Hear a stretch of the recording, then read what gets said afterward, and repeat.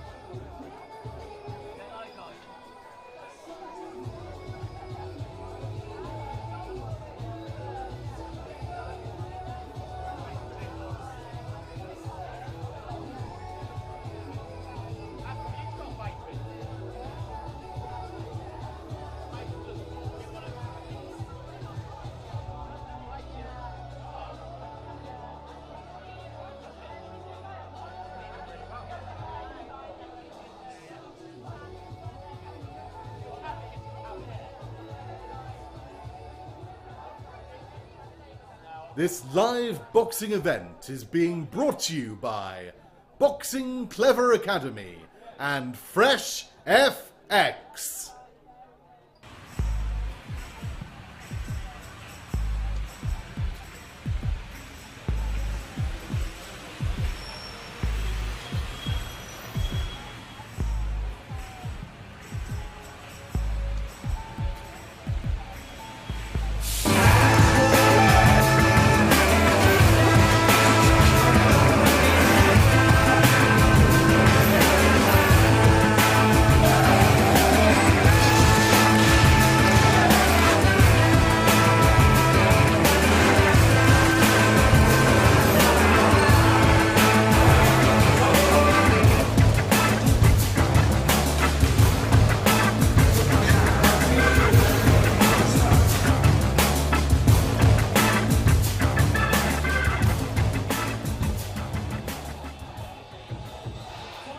Fresh FX, the production company with a passion for live events.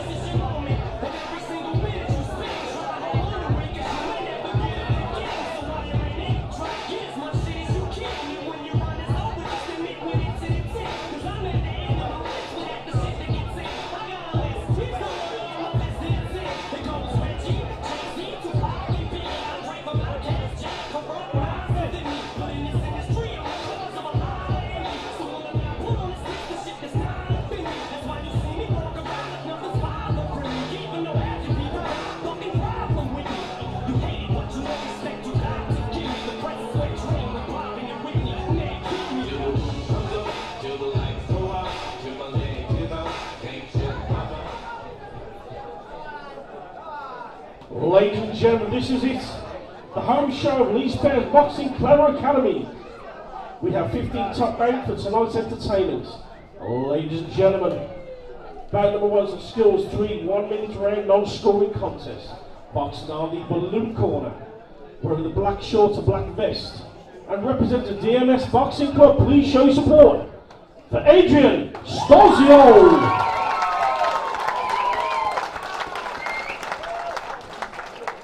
And ladies and gentlemen, boxing on the red corner, in the black shorts and black vest, and representing the Boxing Clever Academy, giving up for Sebastian Timonello. Ladies and gentlemen, remember this is a non-scoring score 3-1 round contest. Your referee, Mr. John McGonigal.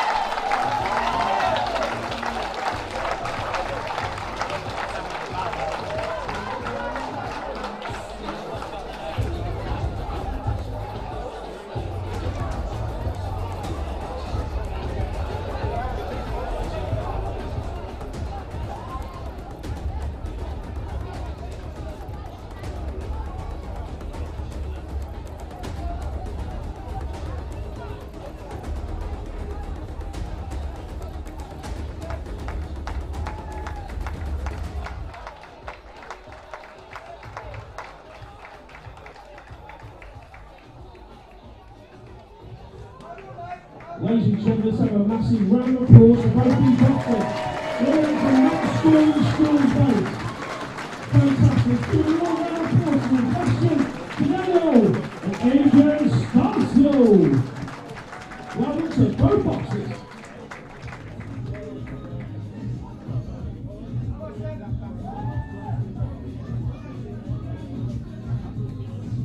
The boxers please see the doctor after their bout.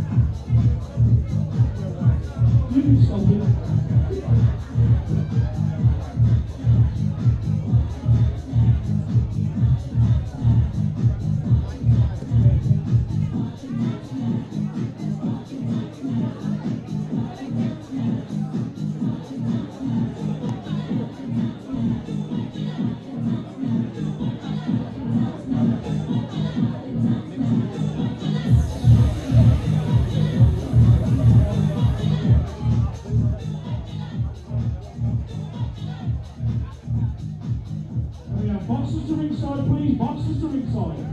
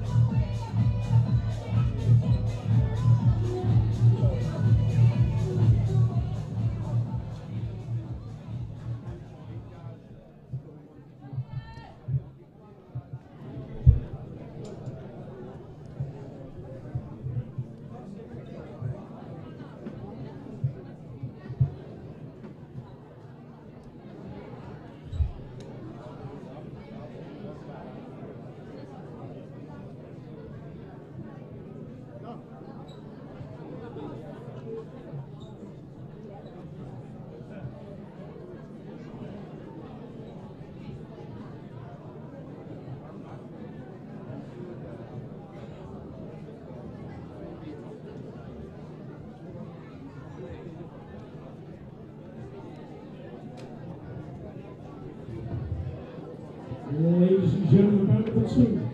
Again, it's a skills 3, 1.5 of the round non-scoring contest. Boxing Eagle, blue corner, wearing black shorts and black vest, and representing Willenhall Amateur Boxing Club.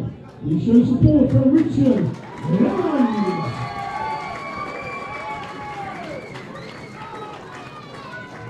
And ladies and gentlemen, boxing in red corner, again wearing the black shorts and black vest, and representing the Boxing Clever Academy. Please show support for Leo Messin. Ladies and gentlemen, please, 100 grade, non-scoring contest. The referee, Mr. John Montgomery.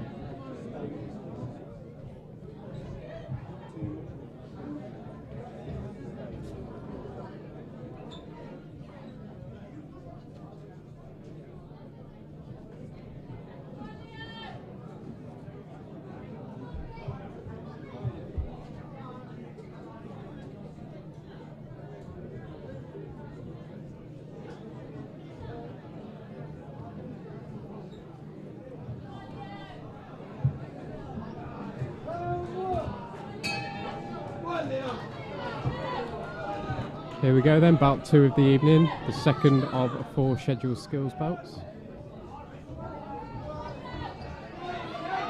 Leo representing Boxing Clever Academy. The red gloves and red head guard.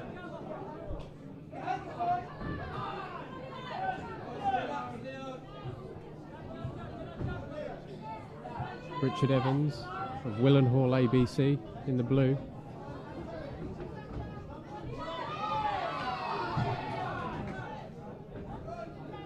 Both fighters looking to land their shots.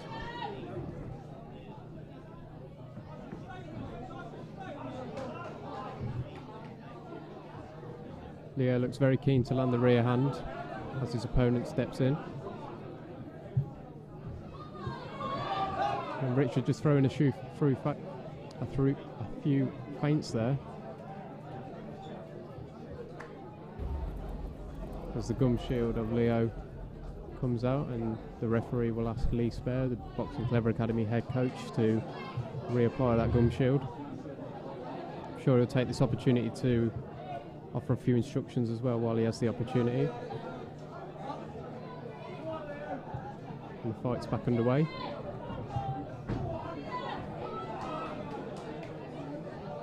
Leo looking to get on the front foot, just being forced back there a little by Richard. Looking to follow in with a few counter shots of his own.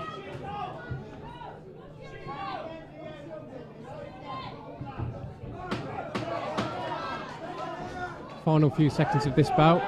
Richard lands a couple of clean shots. And both fighters just get a little bit carried away there.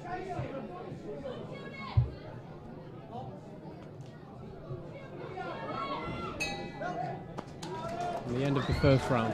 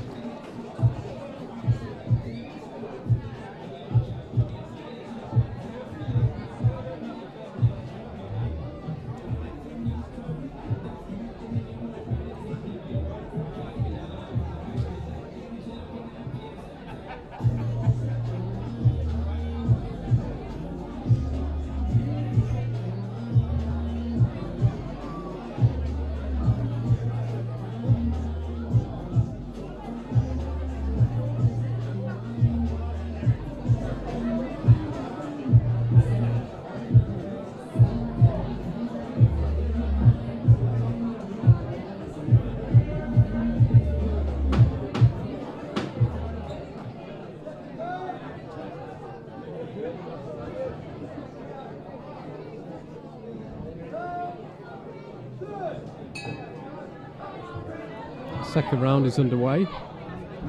Leo moves to the centre of the ring, looking to land a couple of shots. They didn't land clean on that occasion, however.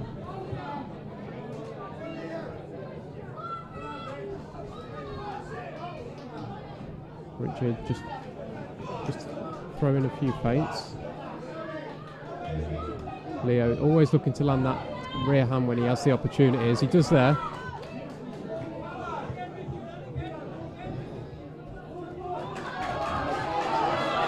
Richard is applying heavy pressure now.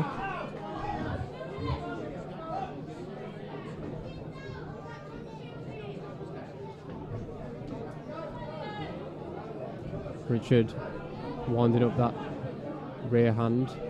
Leo sees it coming and manages to get out of the way.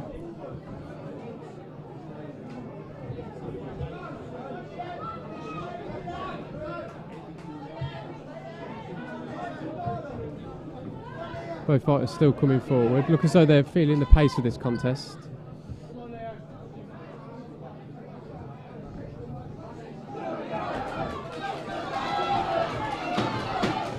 Leo is really going to work, looking to land heavy scoring shots.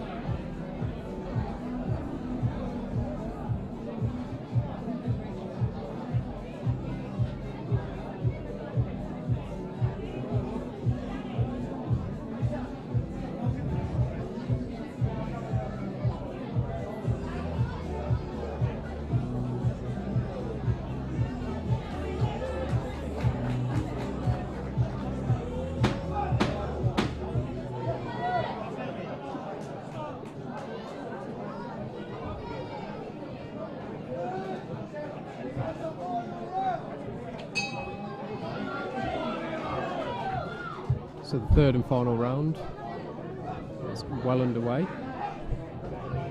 Short rounds, these rounds, only a minute in duration. Now it's Richard looking to be the aggressor. The referee just calling both fighters forward. Probably not happy with the level of aggression that's being shown in this contest.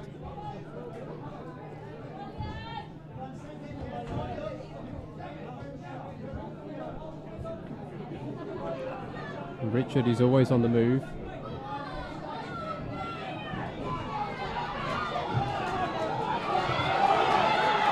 fight is really heating up.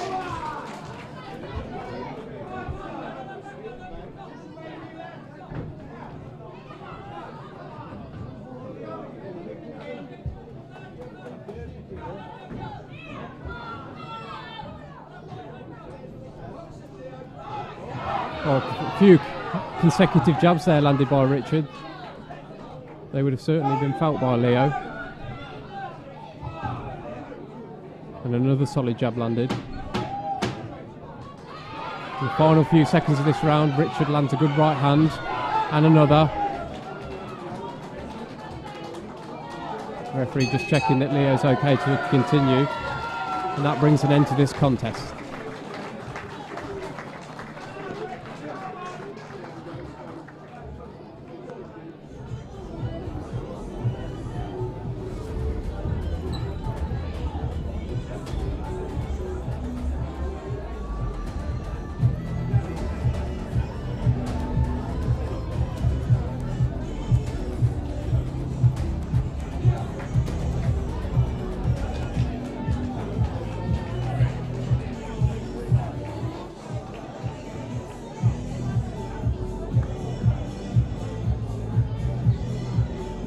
Ladies and gentlemen, let's give these both boxers a massive round of applause. That is a non-scoring contest. Again, give a applause for Leo Massey and Richard Evans. Welcome to both boxers.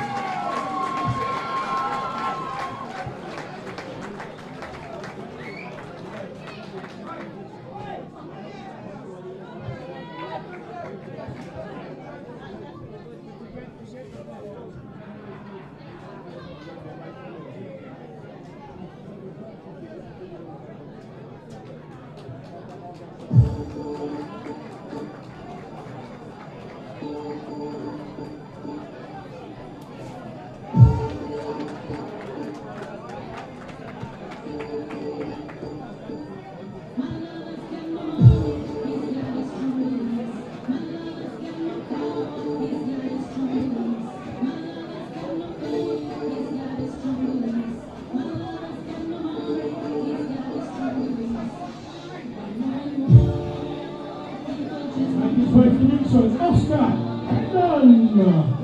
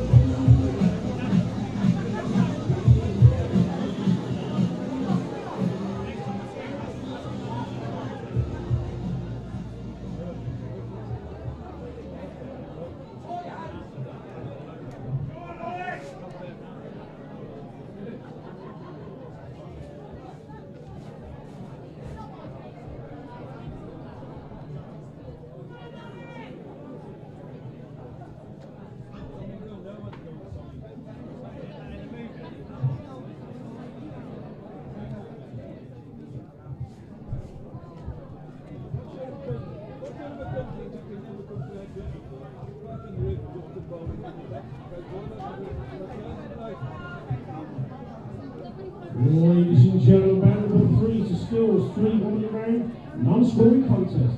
Box Derby Blue Corner, wearing black shorts and black vest, and representing Wednesbury Amateur Boxing Club. Please show support for Oscar Hendon. And ladies and gentlemen, Box Derby Red Corner, wearing the black shorts and black vest, and representing Boxing Clever Boxing Academy. Give it up for Ollie Goodacre. Remember, ladies and gentlemen, it's a 3-1 non-scoring contest. The referee is John McGallagher.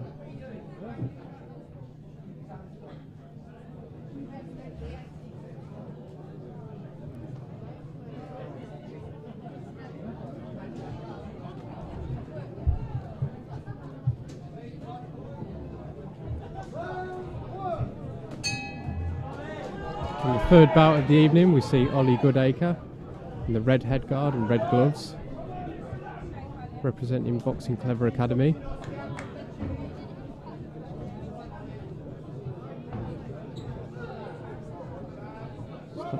Both fighters looking to land shots early on here.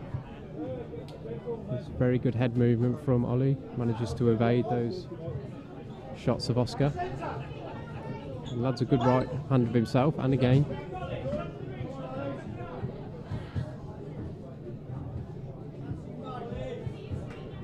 Oscar just managing to land a few straight jabs there.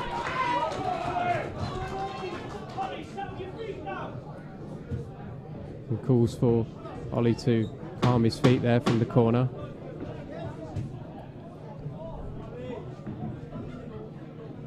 He's always looking to land that right hand, as we see there.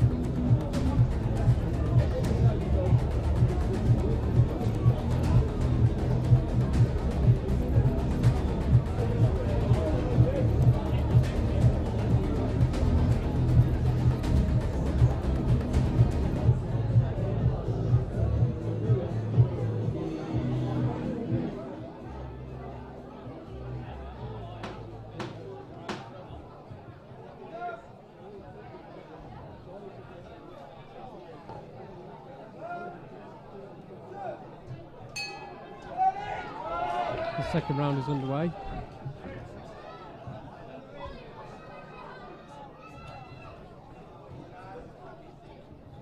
Ollie not looking to get tied down there, uses his feet well to evade those shots. Corner calling for some shots there.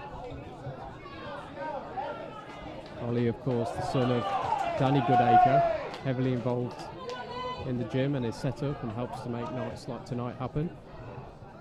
No surprise then to see his son with an interest in boxing and looking to get in the ring himself.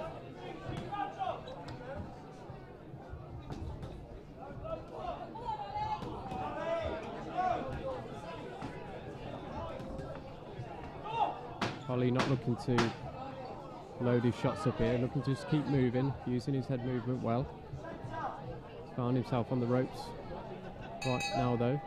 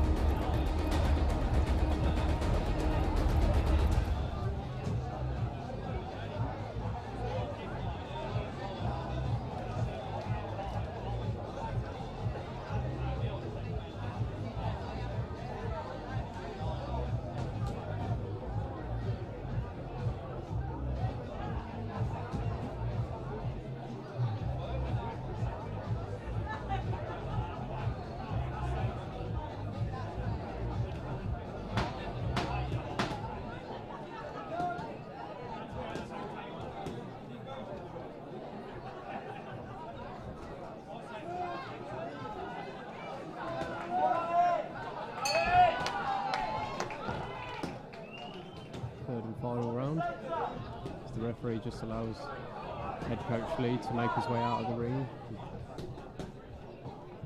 Both fighters looking to land heavy shots here. Some superb jabs there from Ollie, landing well, applauded throughout the arena.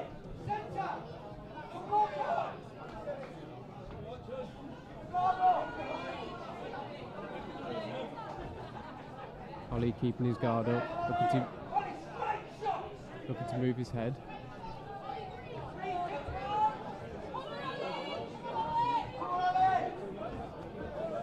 There's a nice left hook there from Ollie.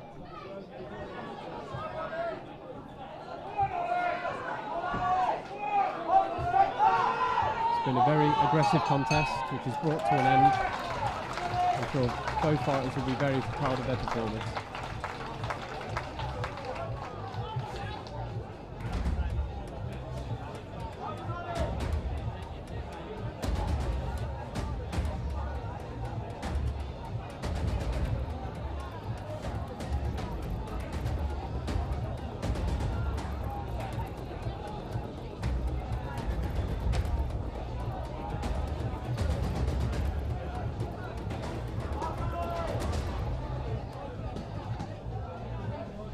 Gentlemen, give both these boxers a massive round of applause. Throwing some long scoring base. Giving up for Ollie Goodacre and Oscar Hedlund. And well into both boxers. Both boxers please see the doctor up to their base.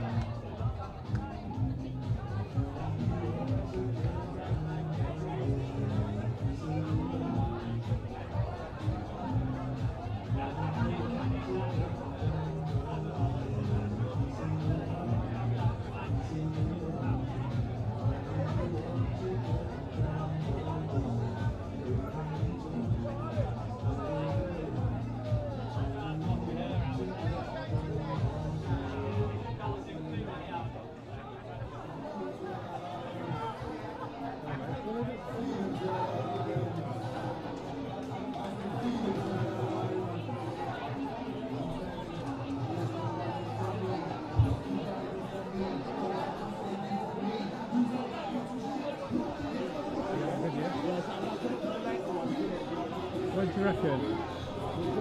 Where's the line? These are the cards. So are these the last one?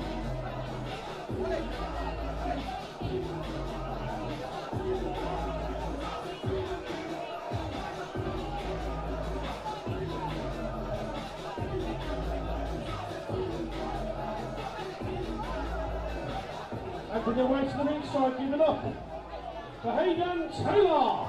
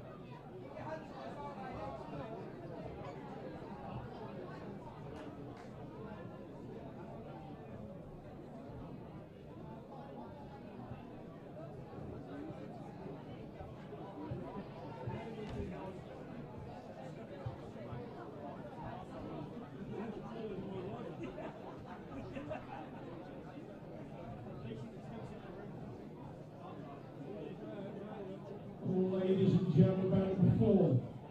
Again, it's a skills 3, 1.5-minute rounds, non-scoring contest. Box 90 blue corner, wearing the black shorts and black vest, and representing William Perry, Amateur Boxing Club. You show support for Hayden Taylor. And ladies and gentlemen, box 90 red corner, with the black shorts and black vest, and representing the Boxing Clever Academy. Give it up for Bailey. Ladies and gentlemen, 3 1.5 minutes, non-scoring contest. Your referee is John McGonigal.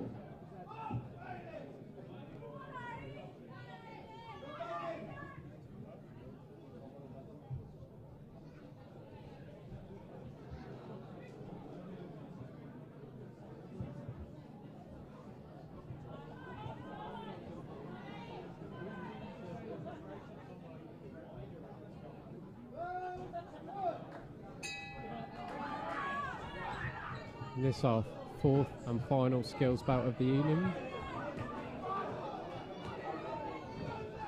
Bailey lands a good rear hand there as his opponent was stepping in. And again, he's catching his opponent on the way in here, Bailey. Bailey in the red colours, representing Boxing Clever Academy. And he evaded that shot beautifully.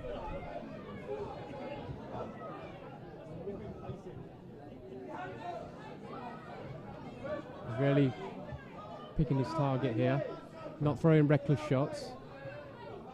Everything he's doing is calculated at the moment. And he really has got fantastic head movement. He lands a very solid rear hand.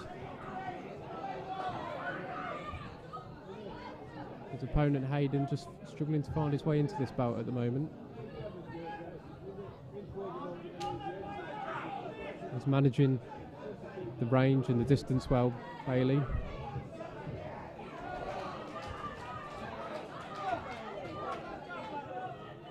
When he chooses that moment to throw the shots, he doesn't leave himself open to a counter shot. He's always on the move.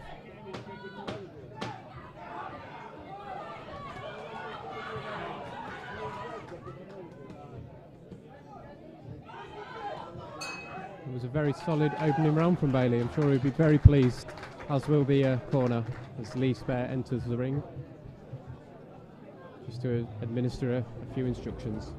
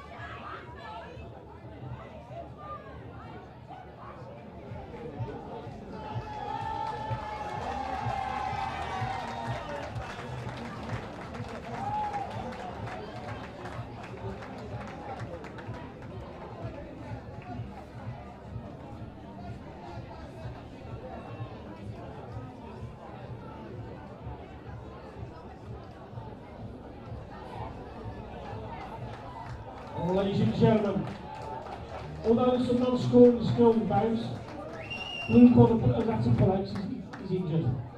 So ladies and gentlemen, a big applause for both boxers, Bailey Pennell and Hayden Taylor. Well done, guys. Unfortunately, the bout has been brought to a premature end. Blue corner suffering an injury which brings a conclusion to the contest. Well, I'm sure Bailey will be very pleased with the short amount of time he got to exhibit his boxing skills.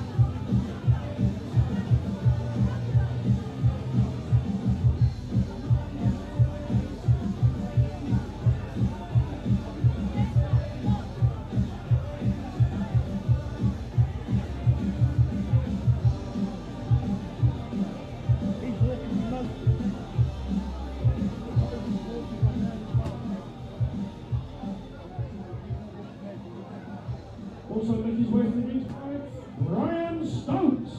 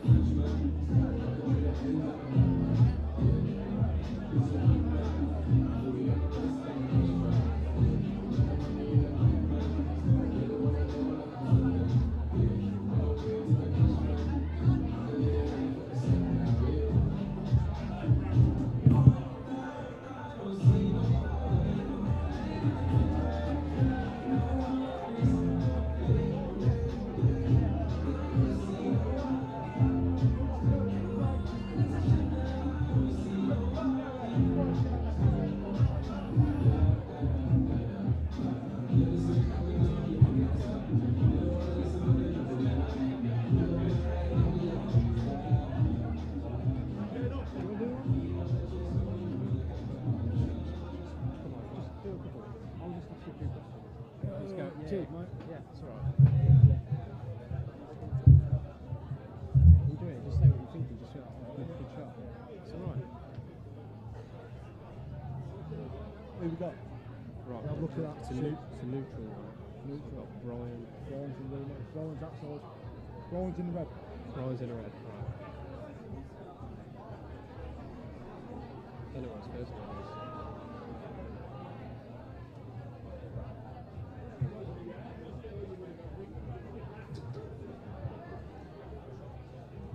Bit nervous. It's alright. It's hard when you haven't got anyone to sort of bounce off or whatever. It's just it's Should get on. Danny Costello should get him up there. Ash. Ash is going to do him a bit later on. I think that's Danny was out now.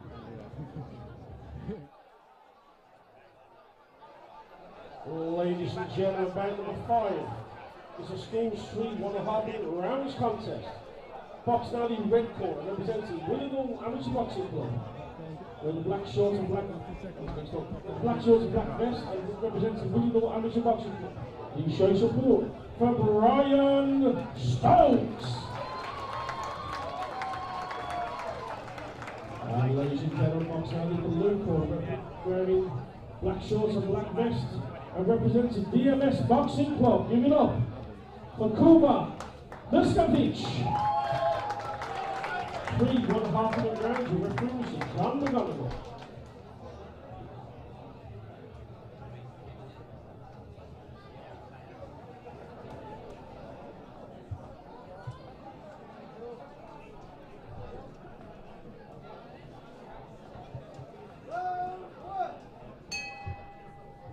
And this is the first of our scoring bouts this evening. I'm delighted to be joined by Boxing Clever Academy's Adam. How we doing? Nice to see you all.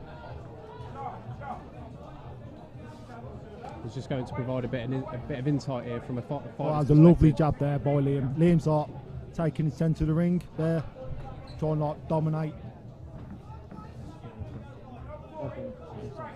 You can see Brian in the red of Boxing Clever Academy. Not looking to get tied down, lands a nice jab there. Yeah. The lad in the blue needs to get inside, he's a smaller fighter. Brian's got the longer reach, so he needs to get in there, use that jab, creep in, right hand. He can certainly keep his opponent at range with that very long reach that Brian Well, that's has. what you do. That's what you do when you're a taller fighter with longer levers. Is jab, jab. Keep them on the outside. Why do you want them on your toes? Boxing. Keep that jab. Keep that jab. And it really allows you to dictate the fight when you've got a weapon like that in your arsenal. Oh, massively. What it also does, well, helps you. That jab helps you to set up all the shots like the rear hand, jab, feints, and looks like he's doing well with it at the moment. And that means it's his opponent who has to force the fight. Yes, definitely.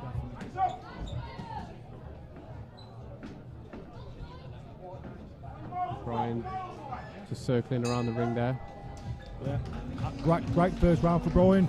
Also, the lad in the blue, great first round for him as well. Decent bout so far. And this is our first scoring contest of the evening. Who would you have given that round to? I'll give it to Brian because he used his jab well. he's made the lad in the blue miss a bit, but what do I know? It's all about judges, what they see. Some people like aggression, some people like skill. It's all down to them. Yeah, scoring in boxing contests is very subjective. Yes. What appeals to one judge won't appeal to another. Yes, for me, I like busy fighters. I like fighters who like punches in bunches, on their toes, make it awkward. But then some judges like the silky, out of range, win fights, use that jab. And I'm sure there's others who just like the pure aggression. Oh yeah, massively. Yeah.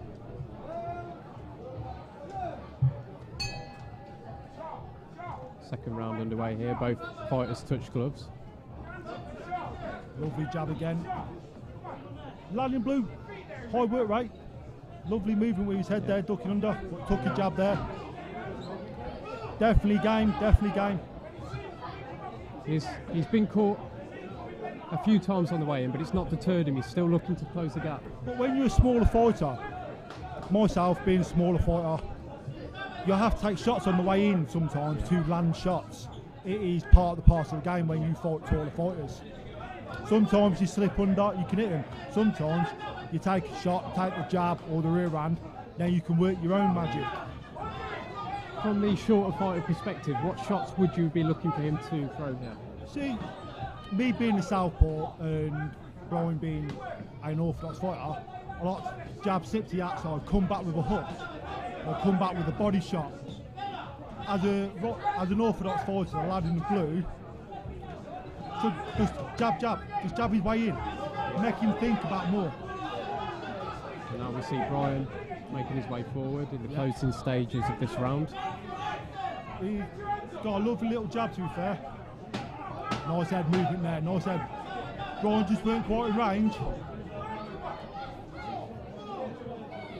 The head movement is something that's been consistent throughout the contest. Massively, massively. That's what you need, head movement. There's no point being a static target and not moving your feet or moving your head. You're going to get picked off.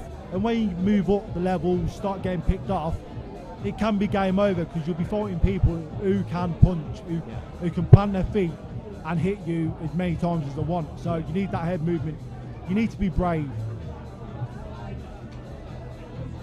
I just think seeing the red corner here, the coach indicating that he throws that jab and then takes a step back, probably to see if the opportunity is there to land the rear hand. I think a lad in the blue corner from DMS Boxing needs to stop, come under that jab, jab to the body, or like try and like move in, slip and move in and throw a right hand, throw any shot he can score with. We're underway here, the third and final round of this contest, 90 seconds. Adam, how do you have it scored through 2 rounds so far? Me personally, I think Brian's got my nod, taking nothing away from the lad in the blue. Mate, he can do stuff. Yeah. He can box, you can see it. Oh, great jab there from the lad in the blue. Yeah. That's it. But he's throwing, it's good. That's what he needs. He needs to put it on the line. Good head movement as well. He's really troubling Brian. Yeah. I'll give him that. He's definitely looking to engage here, looking to get as close as he can. Mate, he's very game. He's very, very game. That's what he got. Lovely. That's what he needs to do. Again, he needs to do that. Jab to body, come over with the right hand. Again. He's kept coming forward throughout this contest. Yes. It's not deterred him, the fact that he's taken a few shots. No, and that's sign of a boxer he's got no fear. He needs to do that. He should have threw that last shot. He pulled it halfway through. That's left Brian inviting him in. Perhaps just the first sign of hesitation there. A standing 8 count there. Looking very keen to get this fight back underway. He's very keen. That's what I like about him. Yeah, offering the referee's gloves. Kid's mustard. I think he's brilliant. I think he's going to be brilliant. Just cool. Oh, lovely ride. Lovely. Tell you what, brilliant fight that was. Absolute brilliant fight. Respect to both fighters. Well, he had to work his way into the contest, but and by that third round, he was really starting to land shots of his own. To be fair, the lad from DMS Boxing, I'll give him that third round. Yeah. But who depends who scores. I've got to do it. I've got someone to do. And now we will await the judges' scorecards.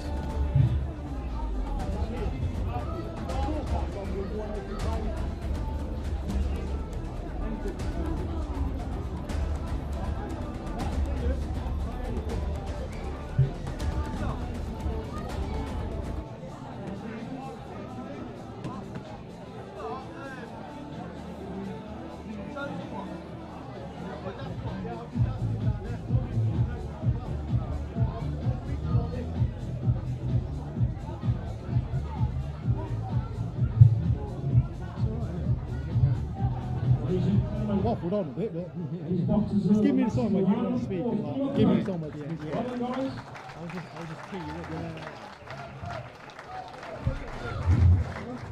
up. Ladies and gentlemen, round number 5 goes by a unanimous decision.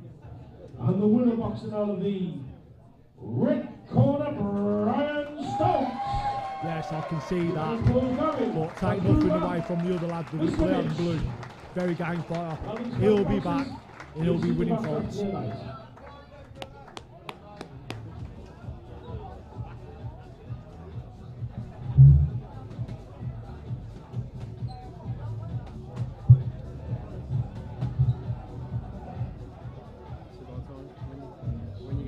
When you get to these lads at the end, that's when you can really know. I'll do these. Ash can do them. Yeah, I think Ash is going to join me. You like black tickets?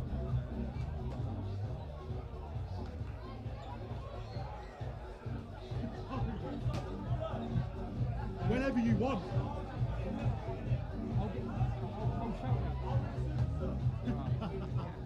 Making his way to the ringside, Liam Pardue. This is Liam Pardue from Droitwich ABC, fighting at 62 kilos. No bouts. He's up against Mukum Limbu, Boxing Clever Academy. He's a debut this evening. So this is a bout for both complete novices. So this will be good to watch as well.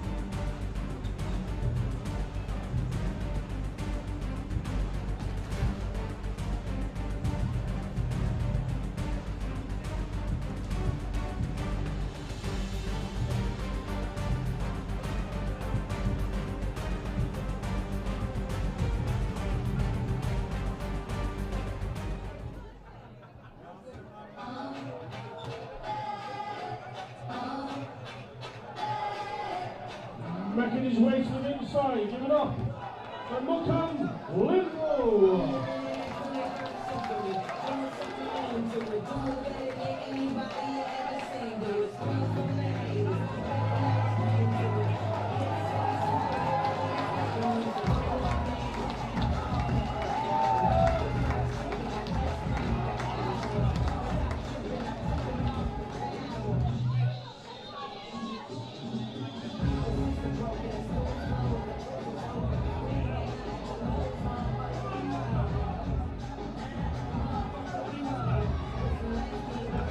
Mukum is one of the new generation of fighters to Boxing Clever, along with Ollie Goodacre, Jay Pritchard, the two lads fought earlier, Bailey and Leo. It's exciting times headed to the gym with the youngsters. We have a big future, especially with Lee Sparrow's coach, Bradley Webb, Sarah and Danny, as well as the vast amount of talent we've got with Ashley Eels, Danny Costello, Dan Wilden, the Dunn brothers, and many more. There's talent all through that gym, and it's going to be big times ahead for a lot of people. And there's, you touched upon it there, the coaches, people like Danny, Brad, Lee, Sarah. Just give us an insight into the work they do that makes nights like tonight possible.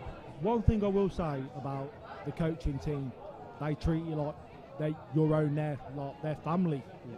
So they will not do nothing that they wouldn't do themselves. Yeah. They've done it. Yeah. Support's unreal. Like I say, I'm coming back from knee surgery, and Lee's been texting me, Brad, the rest of the gym like messaged me saying how you going and all that.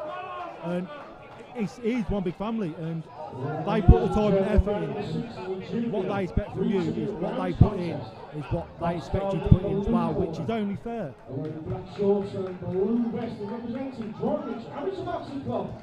I give to you Liam Harlow. And ladies and gentlemen, boxing out in red corner wearing the black shorts and black vest representing the Boxing Clever Academy. Give it up to Malcolm.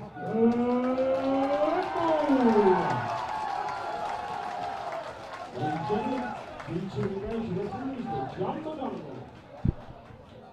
Referees giving instructions to Muckham and Liam. And we touch up. And this should be a very exciting contest, both debutants, but I'm sure they'll both be very keen to put on a display in front of this crowd. And Adam, can you just give us a bit of an insight into what Muckham is like in the gym? Oh, you can see now he's very light on his feet. I see, he's in and out, and that's what he set his stall out straight away, in out, first and third, jab, lay back, backhand. You see he's got nice head movement. He's very patient as well. Took the centre of the ring. Oh, see that right hand there? That's what it's about. Jab. Let the other fighter come in. Backhand. Lovely work. Again. See? And as we expected, both of these fighters very keen. Yes. Well, they're both debutant fighters. Want to put on a good show on the first outing in the ring. And this is what it's all been leading up to. Nights like tonight. Well, this is where the hard graft, the hours running, the hours in the gym, making weight. This is what it all boils down to at the end of the day. It's them 3 rounds in the ring and a trophy at the end of it. Muckham looking to establish the jab there. I love Muckham's patience. He's very patient. He's not throwing. He likes to set stuff up. And you can see, yet again, that jab. It was a very solid rear hand. It brought a huge roar from the crowd there. Yeah. But like I say,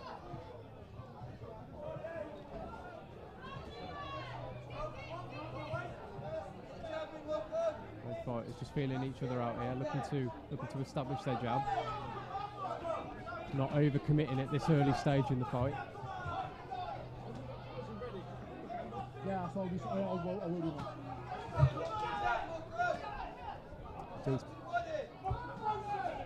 That's it. The timekeeper Muckham needs to get in there, throw a couple of shots, get out. Met Liam miss. And it's certainly instances like that that are noticed by the judges at ringside. Yes. I think Muckham's done the good work, the better work out too, landing them rear right hands. Liam's got his own work in as well, hitting a few shots there. So first, this is the first bout for both of them. So I think neither fighter step foot on a show like this, or any amateur show. So the nerves are going to be high. And it's one of them fight or flight situations. You either go in and do it, or you go in and you cower. And both of them ain't cowering. Both of them want this win.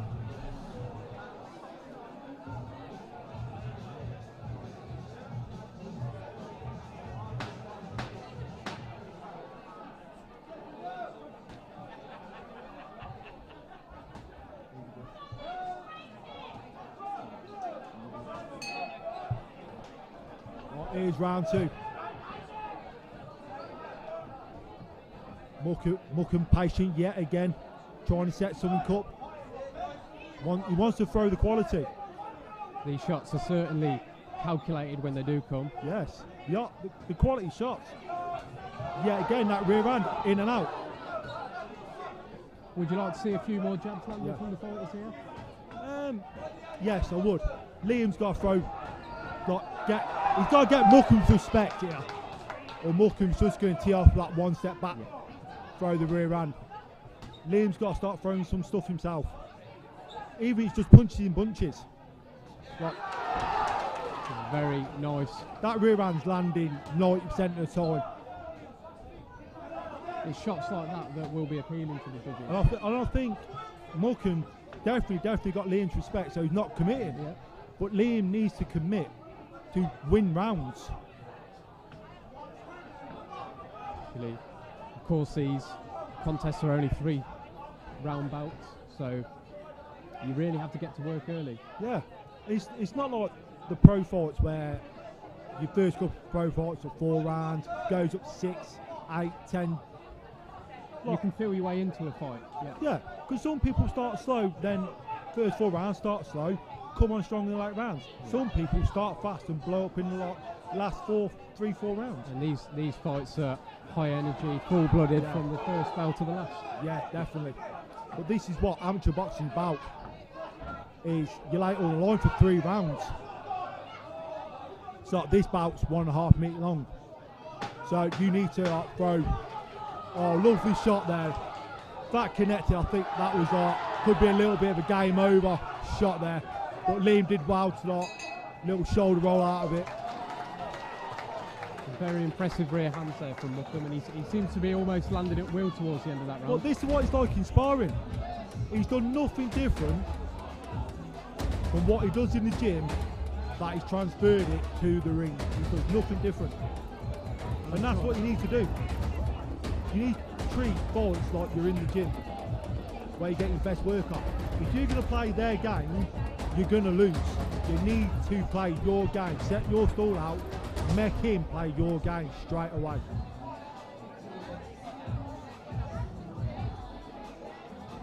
Adam, if you were scoring this bout, how would you see it through the first 2 rounds? No disrespect to Liam, definitely 2-0 Muckham. That right hand is landing regularly. It's a class right hand. And imagine if this lad, when he turns 18, takes them head guards off. This could be some serious danger for the fighters. It looks as though he carries a lot of power in that shot as well. Yes, it is. And as we see it again there, very early. That's what I mean. And I like the head movement. Lad's come forward, he slipped under it. The referee just proves he's got that little bit more extra. As well, I was just throwing that 1-2. There you are. Good movement. Good right hand from Liam. No, that caught Muckham. And the referee there just referee just broke it up. Yeah, just discouraging the holding of Muckham's lead arm there. Him too, is it? Yes, mate. Yeah, we're next to him. Which one you? The girls. Shay Lawrence, we're next to him. Yeah, which one's your fight? Shay Lawrence, red corner. You're walking out second. Second. So you're the home fighter on this. You're walking out second. Yeah, I've got to see. We just make our way to the closing stages of this round. We would expect to see Muckham winning this fight on the scorecards. Although those rear hands, he certainly looked to take it out of their hands. Although I don't think he'll be disappointed when the final bell rings.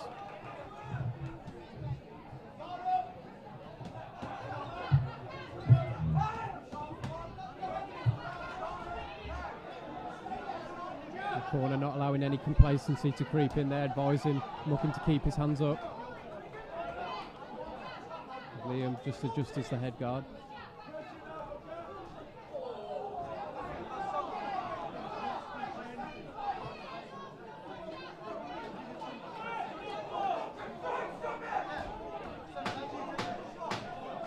As the timekeeper signals the final 10 seconds of this bout. Both fighters looking to land heavy scoring shots. And that brings a close to this contest. So I had to go away then. So, how did you find that? Who do you think won that 3rd round for you, Mark? I would expect that a unanimous decision from the judges, and I would expect that after the first 2 rounds, I can only see it go one way. But like I say, this is amateur boxing. Not many pros in the fight game in the whole world have never lost an amateur fight. They've got Lomachenko, for example, one of the greatest skilled fighters on the planet. He's lost in amateur. He's lost in the pros. Sometimes you have to lose. Only like the likes of Floyd Mayweather, Joe Calzaghe, who hasn't lost and finished their career.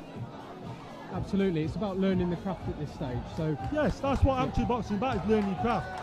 And then when you get to the point where you're fighting national champions, on the big shows, fighting three-minute rounds at elite level, you get to the point where you are ready to go into the program.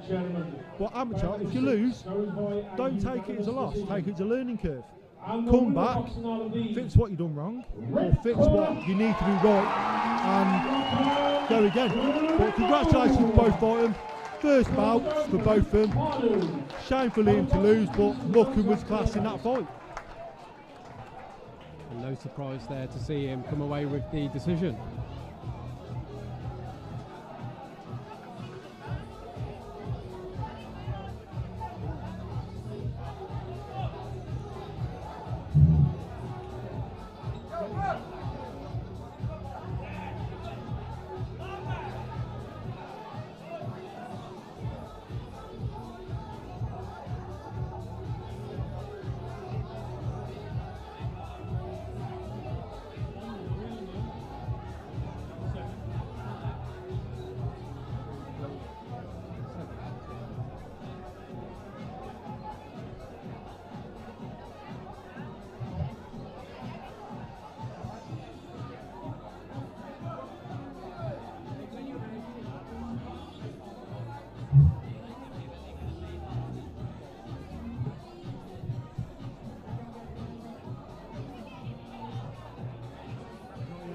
He's got to do.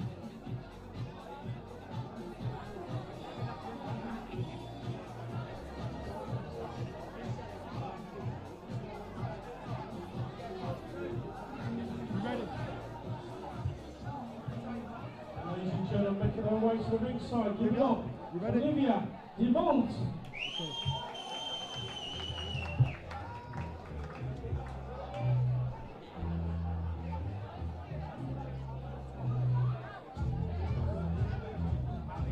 This is Livia from Houseware.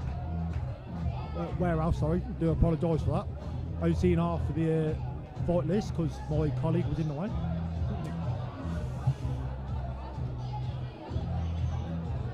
She's fighting Shay Lawrence from Wednesbury ABC. Olivia will be a debutant in this contest, whereas Jay has had 2 bouts previously. Yes, Livia, this is her first bout. Both fighting at 63 kilos, and this bout will be 3 2-minute rounds.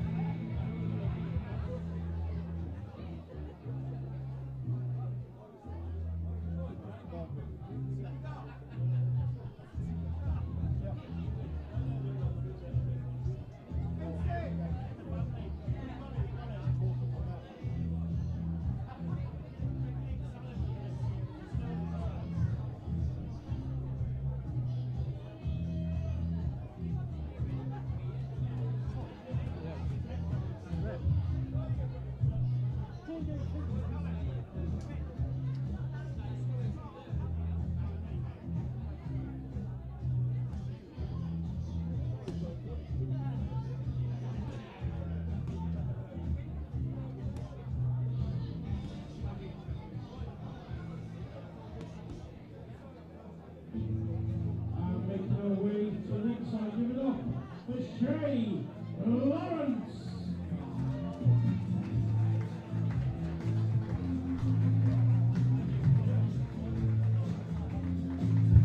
This is Shay Lawrence walking out now from Wednesbury Academy.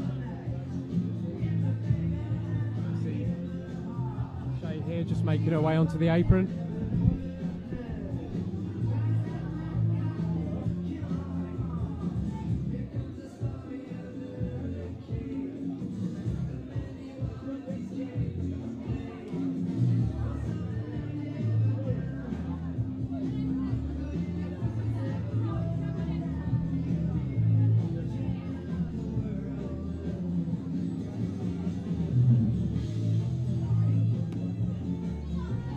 Shay's a more experienced fighter with having 3 bouts, but that means nothing in amateur. She can have 3 bouts. Livia can come out of no bouts and beat her. This is what amateur boxing about. And it's fantastic to see a female bout on the card as well. Massively. But female boxing, last 5-10 years, it's been growing and it's boomed. Katie Taylor, Amanda Serrano fight, brilliant. Got Natasha Jones, Hannah Rankin.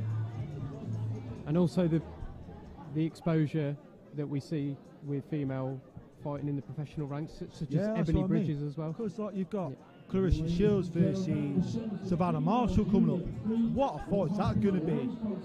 Grudge match for years. Savannah Marshall beat Clarissa Jones in the amateurs, but that doesn't mean that Savannah Marshall is going to beat her in the pros. Me personally, love Savannah Marshall to win, but who knows what's going to happen tonight, because Clarissa Jones, they call her the GOAT of women's boxing.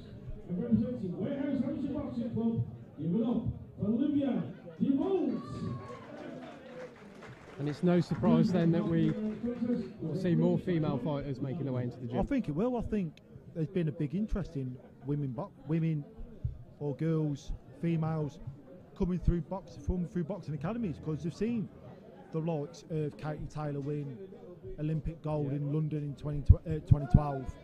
And of course, headlining and selling out Madison Square Garden in her previous fight. Yeah, but you also got to think of the English fight, the British fighters we had on that London 2020, where you had Nicole Adams. Nicola Adams, yeah. Nicola Adams, definitely. Yeah. So we'll get back to the bout now. This is a fast-paced bout. This is amateur boxing, like where 2 people are very game. But both landing. This could be very hard to split. But saying that, at the moment, I would give it Livia. She's certainly been the aggressor at this stage, or she's just managed to land a couple more shots. Yeah, but there, she's backing Shay up, but then Shay comes back with her own work. So it doesn't look like Livia's scared one bit, that opponent's more experienced. Lovely jab there by Livia. Lovely jab, that landed. Yeah. Right hand by Shay, landed a couple of seconds ago, but Livia landed with his jab straight after. Lovely jab, Livia. Oh, right, jab there. Shay needs to get a little bit busier. Move that head as well. She's not moving her head. Olivia's picking her off a little bit. She's got to move her head. Slip with that jab. Slip with the backhand. So as Livia's coming through that jab, slip on it outside. Put your own jab in. You don't have to jab with your head still. Lean jab. Lean right hand. And I think it's fair to say both fighters had their moments in that first round as definitely. I think this bout here has been the hardest one to score so far. I wouldn't want to score it personally, but do you think maybe Livia just edged that one? Eye-catching stuff, yes. But to be fair, Shay's got a massive shout for that, so I'm not going to score it. I'm not going to score that. I'm going to bottle that one.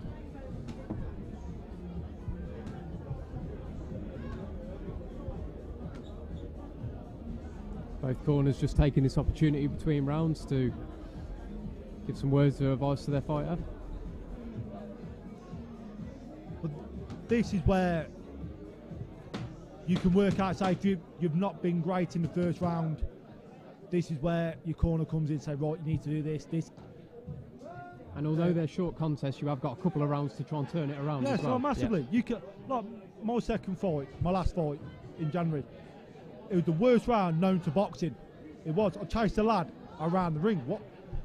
Don't box like that. Sat in the corner. Lee Spare gave me the biggest telling off I've ever had, other being at home. And I put it right, because that's what you need. That's what your coach is there for. You really have to learn on the job at times. Yeah. Oh, massively, massively. But sometimes the first 10 seconds someone's beating you up, you think, oh, they ain't going to do it. I ain't going to do that. So you've got to sometimes work in your own head. What have I got to do? Yeah. I think Shay's got to move red more, come in with a bit more.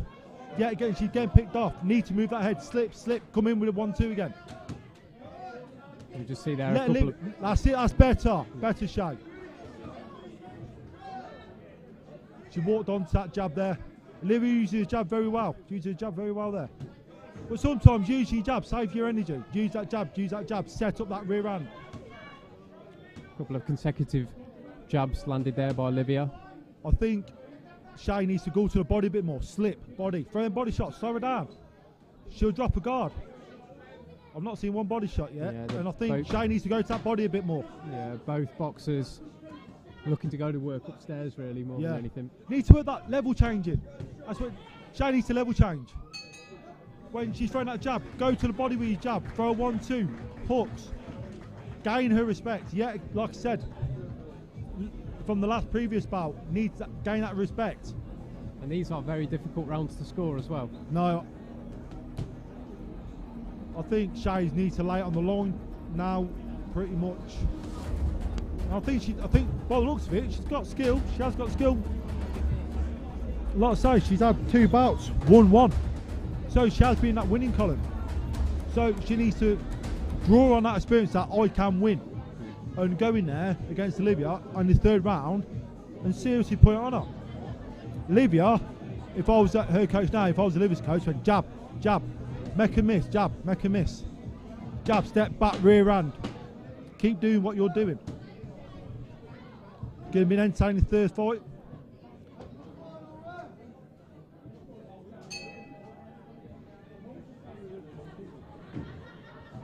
See here, Olivia looking to go to work early and Shay countering with shots of her own.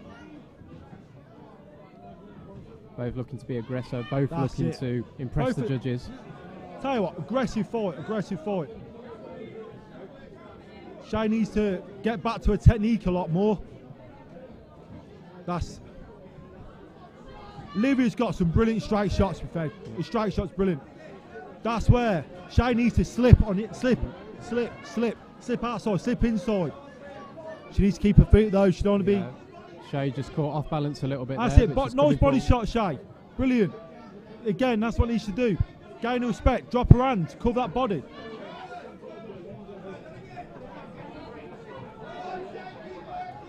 That's it, Shay. Lovely work there, lovely head movement, that's what he needs to do. Go under them shots. She's throwing straight shots, go under, slip. She can't be static like she did in the first 2 rounds. Yeah, she turned it. Is Olivia going to push weight? I think they're feeling both, a little bit both tired here. That's it, yes, lovely. She should come back with a jab then when she slipped. The spin. That's it, go on. They both lay on the line now, both of them. And it's certainly been fought at a hectic pace, this contest. I'll tell you what, this, for me, been one of the fight of the night. I'll tell you what, both respect them girls. Yeah. Olivia, for that 3rd round, yeah, she got her 3rd round. Straight shots have been on point.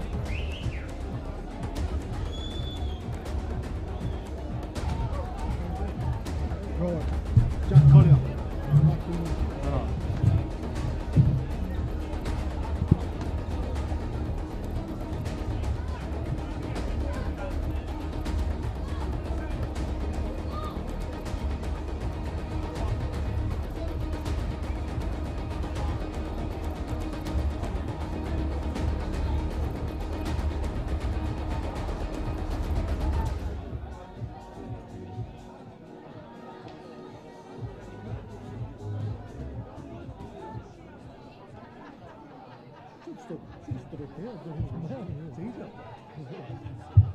Let's have a massive round of applause for both these ladies. Cracking contest. Respect to both fighters in there. Tell you what, that was very entertaining. Both would be proud of each other. By a unanimous decision. And the winner boxing on the blue corner, Olivia Dumont. We've got a applause for Shay Lawrence.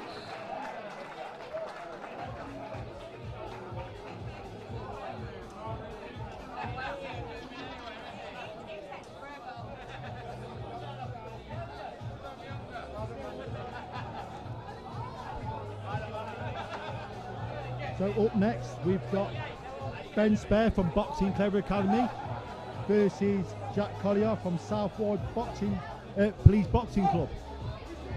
Well, I'm doing it. I can do it.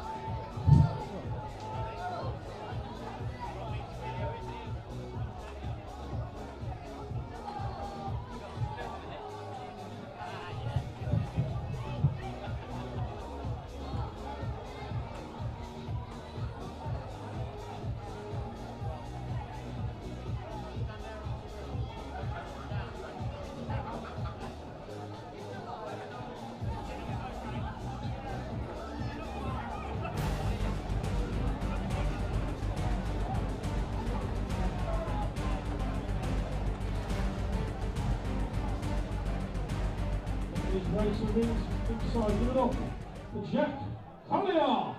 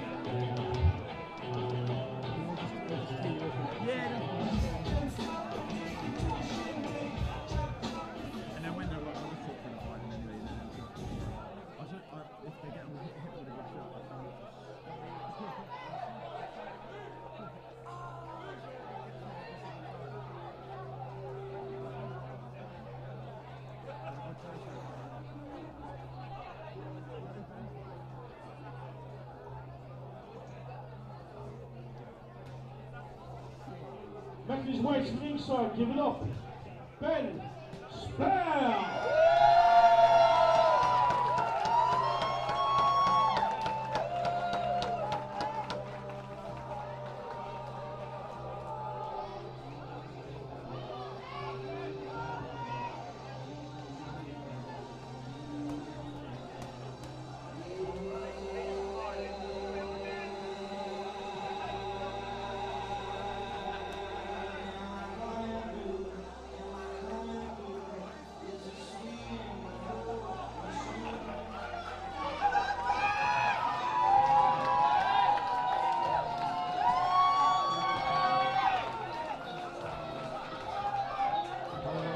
Spare making his way to the ring. Of course, the son of head coach Lee Spare.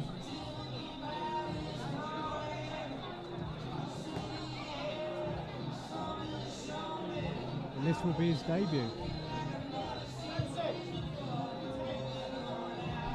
Yeah, it's actually crazy to see Ben in the ring now. After he's grown up so fast. Always used to play football. He was in and out of the gym every now and again. But now he seems to have put his head down, been training hard, and we get to see the results tonight. So I'm excited to see what he brings to the table.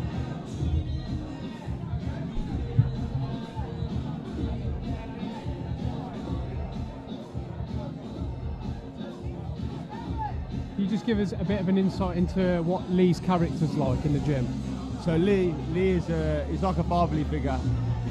His one thing that he always seems to say in the gym: if I wouldn't do it for my son, I wouldn't do it for you. So he treats us all like his own kids, and the fact that his own kid is fighting tonight, it's an exciting thing to see, because Lee's been treating him the same as he treats everyone else in the gym, making him get the work done, and yeah, we're all excited to watch and it just shows that sort of mentality and ethos rings true tonight, as definitely his son Ben. All he wants for us is the best that we can be, and he knows that we can all achieve so many things as long as we give him the time of day in the gym. That's all he asks, is us to dedicate ourselves to be in that gym and push pace like so. And these are the nights where you achieve things and you get to go home at the end of the night, win or lose, and say, "Oh, I've actually done it now. I've put the work in. I've been training." Sometimes I was sitting at home thinking, "Why am I doing this?" And then after you go home, you're like, "That's what." Yeah, that's what. Also in the blue corner, with black shorts and blue vest, and representing the South Wide Youth Boxing Club, giving up for Jack Collier. Jack Collier. Yeah, Jack Collier. Yeah. So it's both their first bout tonight. Yeah. Maybe for the both of them. It'll be a good bout. Yeah. Good Black test. shorts and black vest, and representing the Boxing Clever Academy, giving up for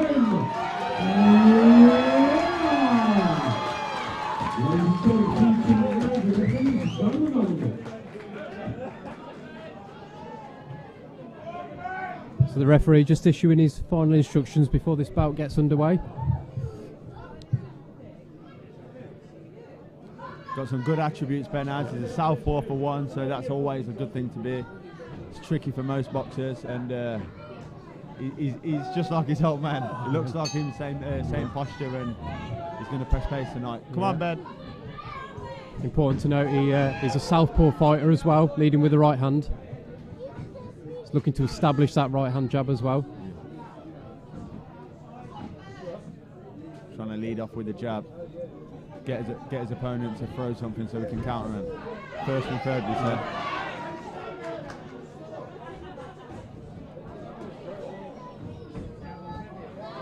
Beautiful counter work.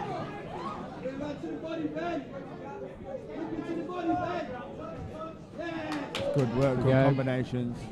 Working good off the jab.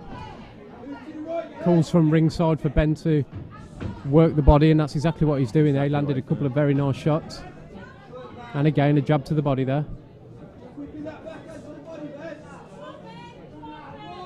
He's throwing punches in bunches. He's not a single shot. No single shots.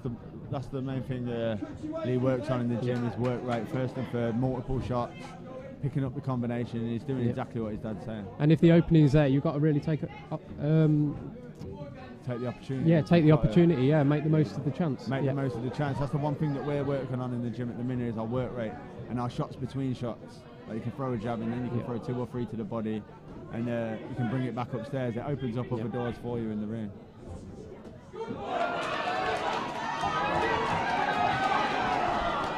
Beautiful shot to the body after 2 nice lefts.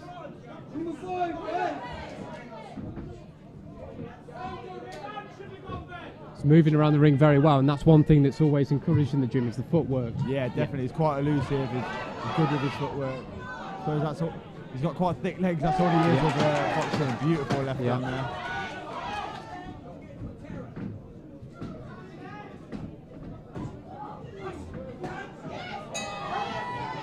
Good round one. Yeah. And Ben showed some great head movement toward the end of that round, not to get caught with those shots. Yeah, definitely. This is a good fight for him. The lad's a tough lad. He clearly wants to win as well.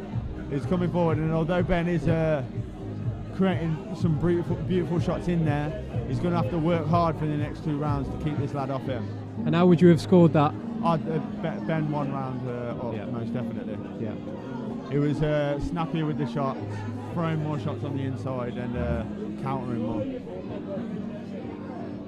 We see Jack there from Southwide Police Boxing Club choosing to stand between rounds. What do you make of that? Well, some gyms push their boxers to stand up between rounds. For one, it stops them having to stand up off the bench and using more energy in your legs.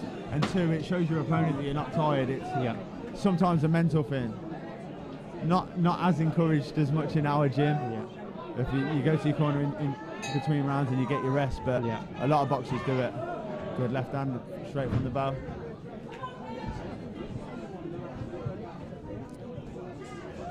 It's a good right hand there from Jack. Oh, my God. And a beautiful left hand from Ben. Straight on the button. That was flush on the jaw. Couple more of them, I could see this fight getting stuck. Tough kid.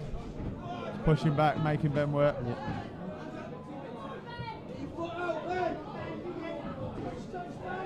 Got some good pressure from this Jack, but he can't seem to get that finishing shot. Whereas Ben seems to be touching him every time he throws, really. He needs to turn, when he's in the corner here, he needs to grab his opponent, turn him, and then create the space again.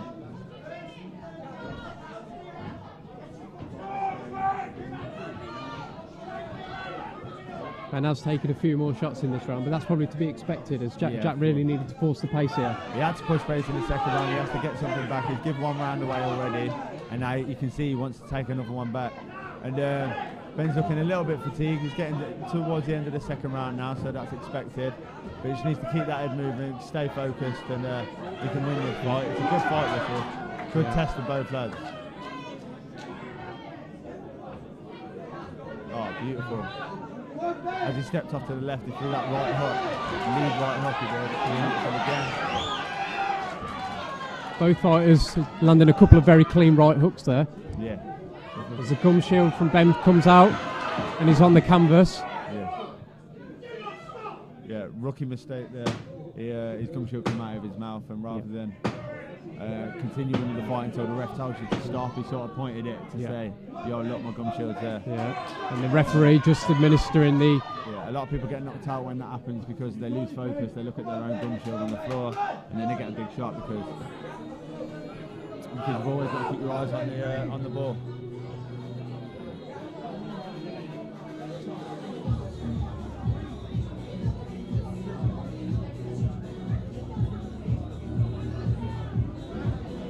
Lee just taking every second he can there to reapply that gum shield. Lee was just taking every second he could there to reapply that gum shield in the corner. Quick cheeky. Old tricks in the game. That's better. Got a little bit of gas in his tank again. He's using every bit of it. That's what you want. Another good round. I'd say Jack might have took that round. It was a closer round. Ben got some good shots off, but he seems to be tiring a little bit more now. He's got to push pace in this last round now. Yeah. It's to be expected, as we've said throughout. These fights have really fought at a fast pace throughout, so there isn't really that time to buy a breather. No, you've not got that much time. It's 2-minute rounds, and in the amateurs you've got to score as much as you can to win the round. It's not always about knocking the opponent out or stopping them in the amateurs. You've got to outbox the opponent, and to throw multiple shots continuously for 2 minutes 3 times is very exhausting. It's energy sapping, isn't it? Yeah, sapping. It's draining, and this is what turns you into a man. These times when you're dying in the ring and you're thinking, because no one wants to be in there when they're tired. They're thinking about nothing other than knocking their opponent out so they can stop boxing. But yeah, they're both looking good, and we've got one more round. So this the third and final round underway. Sure, both fighters will be looking to put on a great display here for the judges and maybe nick this fight. Yeah, if I was from both boxers now, they need to assume that they're both down one round and get this last one in.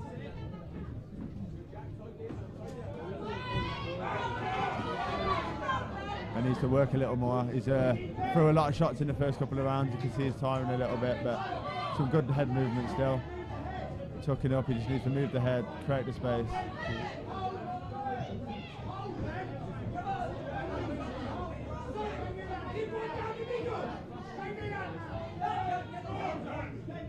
The corner there, just encouraging the rear arm from Ben.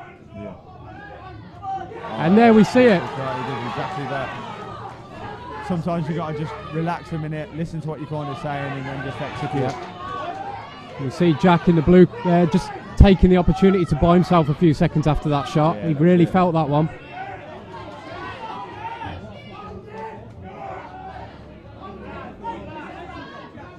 You can see both boxers are exhausted in this fight. First time they've been experiencing this sort of fatigue, I'm sure.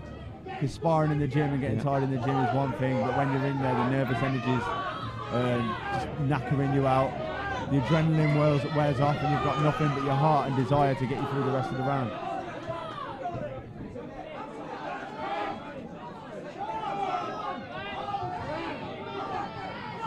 Ben there just landing a couple of shots, but we can really see that the power has reduced as the fight's gone on. Yeah. When you start getting tired, you just can't seem to get that snap in. You save a little bit of energy to throw one, and especially if it don't land, you can't throw any more after. But if he throws a couple more, just touches him and don't get caught, he might nick this round. And a beautiful display of boxing from both fighters. And after that setback in the second round with the standing 8 count that was administered by the referee, Ben really turned it around and came back strong. Was there a standing 8 in the second round? Was it? Oh, yeah. I thought his gum shield come out. I didn't think it was a standing count. The gum shield came out, and the referee also gave him a standing 8 count as well. If it was a standing 8, it's closer than we think. But Ben still could have stole it. Yeah. Could even be a draw this contest.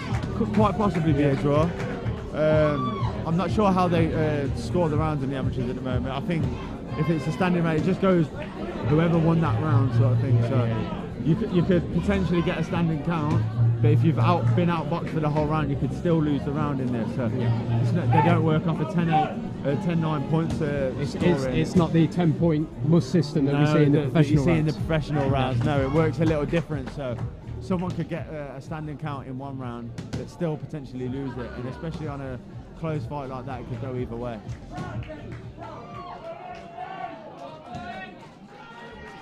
What a fantastic boxing match. Give these both boxers a massive round of applause.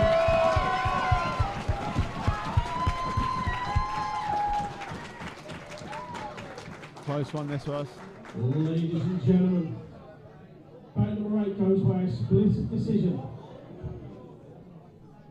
And the winner boxing out of the red corner is So Ben just nicked that one. Split decision victory. But yeah, could have gone either way, that one. Very good bout. And a hard-earned win for Ben on his debut. Most definitely. He's going to learn a lot from this fight. He's going to go back, understand that what he's doing at the gym at the minute isn't quite good enough for where he wanted to be in that ring. And that's always the case. As long as you're always criticising yourself and you want to better yourself, then the next time he's in the gym, I'm sure he'll improve tenfold. And it was great to see that embrace between Lee and Ben in the corner as well at the end of the fight. Yeah. We see a lot of father-son moments in the gym with Lee and a lot of the other students in the gym, but that's the first time we've seen an actual father-son moment in that ring, and it's a proud moment for all of us. Well done, Ben! That's good now. Take a minute. Yeah, it's good. That's good. Who's on? We got Tony and Fred on next, yeah? Sweet. Yeah. It's what I'm glad that I'm watching these ones, because my manager actually got in touch with me to. He said I've got a boxer. It was Tony. It was. He said I want him to come to your gym. He's from the Midlands. He wants to get into the amateurs. He wants to box. He's very interested to come to your gym and see what it's like. I said yeah, definitely. Told him where it was. Told him what time. And since the first time he's gone, we ain't missed a session since. And him and his brother are now registered at the gym and about to make their debut tonight. Yeah, it's great.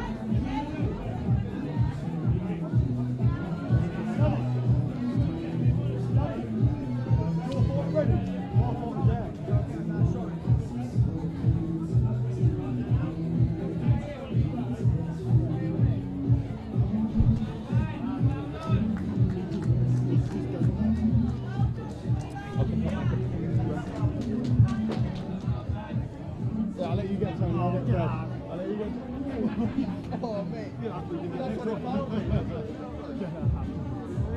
Pretty particular, that way.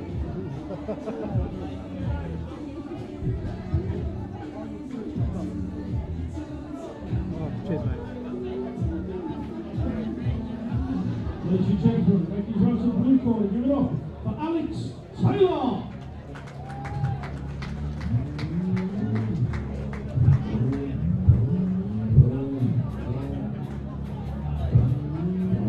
I would like to add that was a cracking bout for Lee Spare and Alex Taylor. Action packed that was. Yeah, again. You can see the level of boxing clever fighters and the fighters they have to fight. It's never an easy fight for these people. And that's what you need. You need people to test you every time, day in, day out in the ring. And I think what was brilliant as well is the setback he took in the second round.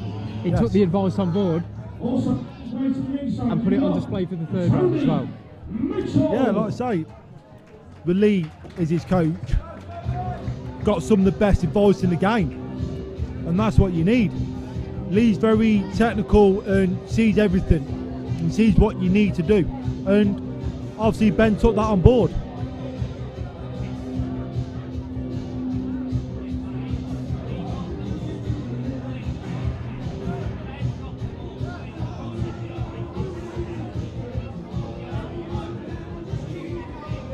Here we have Tony Mitchell walking to the ring. Another one, the new generation.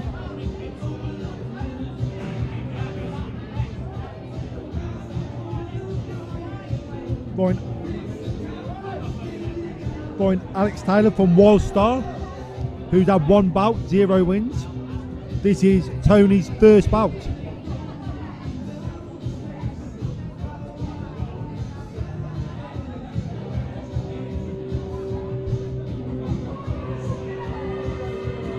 So Mark, what do you think of the action so far overall on the night? I think it's been brilliant so far, to be honest with you. I think we've seen fights fought at tremendous pace, and we've still seen a lot of technical ability on display. Yeah, I think every fight has showed, both fighters have showed heart, they've showed levels of talent that they've got and can evolve. It's never been a dull fight or a very one-sided fight. Both fighters have gone in there and gave it their all, which is what you need to do.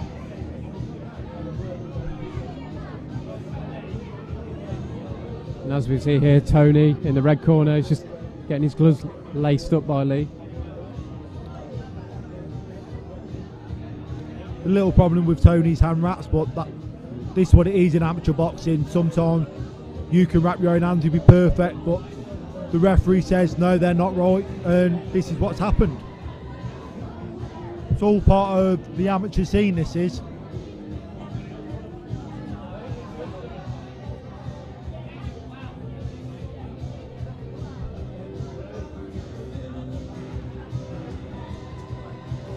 Just like to give Ashley Hills a shout out, the real deal, who's boxing in June in the Aston Villa suite.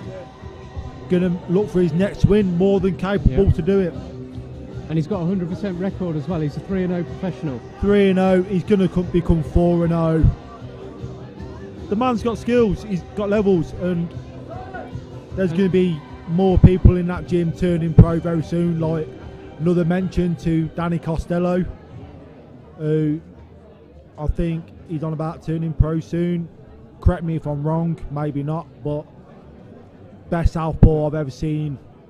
And the ambition's certainly there, isn't it? That's where a lot of these fighters in the gym want to be. That's well, if you're a young lad coming into the gym, I think the idea is turning, that's got to be your goal, is turning pro. A man like myself who started boxing at a later age, I say 33, 34, I'm never going to make it pro. I'm just boxing for myself, for my own ambitions. But for every young kid, strive for the best. Don't settle for second best. Don't think, oh, I'll have good voucher bouts and that'll do me. And the gym overall, although you do have the academy squad, it does accommodate fighters of all levels, abilities. Yeah, there's no egos in that gym, and that's what I like about that gym. There's no egos. Like I say, I'm one of the oldest boxers registered boxing at gym, and you look from the start of the show, they're the youngest registered boxers, and we'll get treated with the same respect.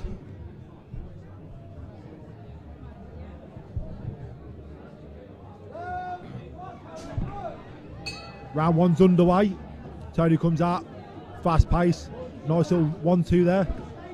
Very, looking very sharp there.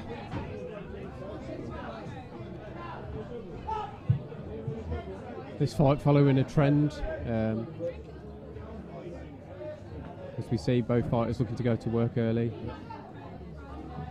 Well, it's the first round. It's where like they've got all the energy, probably nervous, a lot of nervous energy in there. So you're running on adrenaline.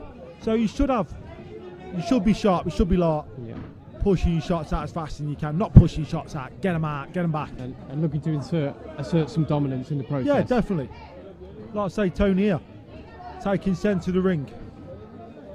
Alex on the outside trying to make his game work. Nice little jab hook with the same hand there. Nice little 1-2 for Tony. That's what he's got to do. 1-2. It's worked before.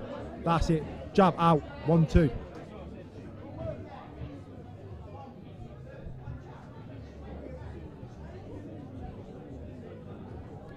The instructions there from Lee Spare to tell Tony to stay in the middle of the ring.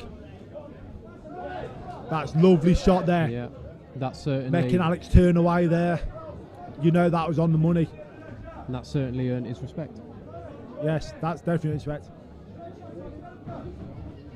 Nice again. Lovely head movement. That little lay back. His feet were still in range. You got to look at, like, not the hands in boxing. You got to look at where the feet are, where you can have the feet planted and move the body in the head and come back in range straight away.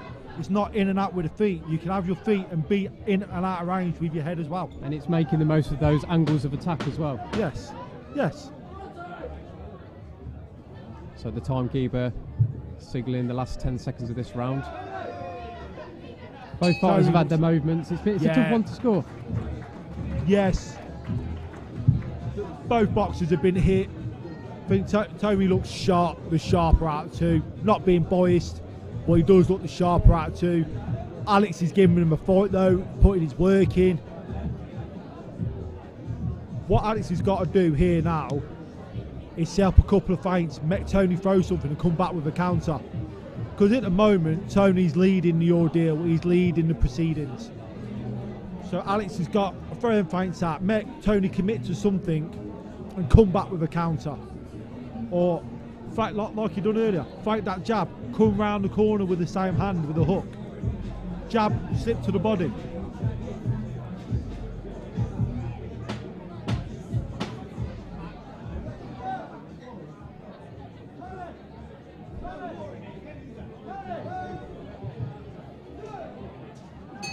So here we are then, the second round underway. Oh, nice lift there, but Tony's come back with a nice rear hand. Getting a little bit more there, I think there's a little bit clash of heads there, maybe, or an elbow. I think maybe there might be some blood. Tony's gone to the neutral corner here.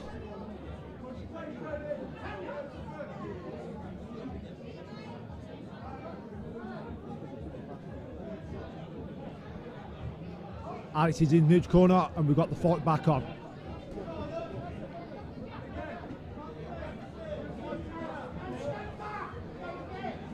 Nice. Lovely little combination. He's staying in the pocket. It's great. He's staying in the pocket, Tony is. He's got confidence to stay there. And once he finds his way in, Tony, he looks to really apply that pressure. Yes, he likes to throw his shots there. And sometimes you have to be brave and stay in the pocket. And Alex, possibly a bit of confusion there from the fighters. We don't know.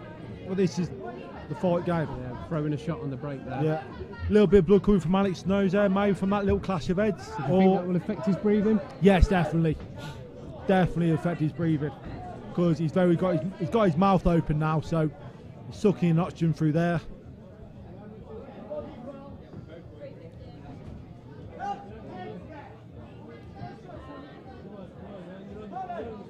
Referee telling Lee Spare to keep quiet there. As Lee was just advising him to. Yes, but that's what your corner's for there, because the referee might not have seen that. That's why your corner's there, to observe the whole fight. Yeah. And the heads have been close at time, and it looks as though the doctor's being brought in here to take a look at the. But that's the blood that's pouring from the nose at the moment. Both their styles is very stand in the pocket trade, and you might get a clash of heads. Get the clash of heads. That's what happens when two fighters want to trade.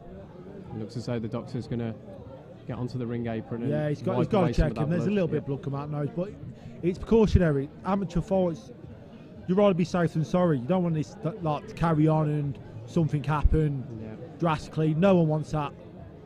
So there's plenty of time to come again, isn't there? Yeah, massively. This is only second round. It's only second round. Gives the fighters a little bit of a rest, so get some energy back in their arms. Lovely little double jab there. Yes. Nice. Nice little slip. Nice little roll underarm for Alex.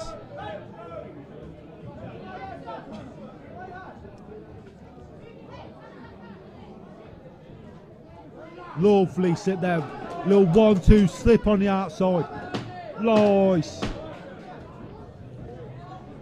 Nice little movement there from Alex as well. Great movement there. With the jabs, hook, same hand, turned out, throw right hand. And we just see that show of aggression there from Alex as well. With the doctor being brought in, do you think that might be playing on his mind that this fight could get stopped prematurely? I think it could go the other way. I think it could either go the way of, right, the doctor's come in, my nose is gone, the doctor's come in, I need to get the good work off now, I need to win this fight. Yeah. I need to get myself back in the game. If he's going to stop it, let's go out my shield. Or it goes the other way of, right, I don't want to get it in my nose no more because the doctor might stop it. If it keeps bleeding, the doctor's going to stop it, so I'll stop fighting. And you think he could go into his shell a little bit? Me personally, if it was me, go out your shield. Yeah. But that's me, not Alex. But like I say, Alex has got to box that a little bit more clever now, because been a couple of clash events I've seen in this. They're both very coming. They're both coming very upright. When they're even on the low level, they're very not crouched over. It's very. And it really is a family affair here tonight. We've seen the son of Danny Goodacre, Ollie, in the skills belt this evening. We've seen Lee's son, Ben, in the previous contest, and Yeah, Tony, who's cracking win there. yeah, and Tony, who's in the ring at the moment. His brother Fred will be making his debut. The Mitchell brothers, both could be talented boxers. That's looking great. Tony's looking great. Alex is looking. He's still there. He's still got the movement. So I don't think his nose is trouble. I don't think he's gassing out. Yeah, the nose doesn't look to be bleeding as it was in the previous rounds. Cracking shot from Alex. He's moved in, turned out there. Cracking shot from Alex. Fred's got get that jab out. Use that jab a bit more. That's it. It's fainting. Put it out a little bit halfway. I think a couple of fighters need to get a couple of body shots in, throw a couple of hooks. Nice. Fred's head movement's lovely. He's very got that lean back style. Come in, move away from the jab or the rear hand, and come back with his own trademark. Fred, oh, that is sublime rear hand. Yet again, another rear hand landing on the target. And Lee in the corner, he's calling for more of that rear hand action as well. It's landed. If that's the prize shot you're landing through a fight, land it again. If you're landing it well, land it again. Yet again. Yeah. Even though that weren't as straight as the other two he threw in this round, he's arced it a little bit, like a little bit of an overhand, but he's connected. And it's bringing him a lot of success as well. Yes. But Alex, I've seen in the fight, Alex has thrown the hook 3 or 4 times. It's connected with Tony. Tell you what, action packed. Yeah. Both men should be proud of that. Both men should be very, very proud. And how would you expect to have seen that fight scored? Definitely no disrespect to Alex. Gang fighter, 3-0 Fred. But Alex is going to come again, definitely. He will win. Alex will win. He's looking good. And now we'll hand over to the MC and await their verdict. Right.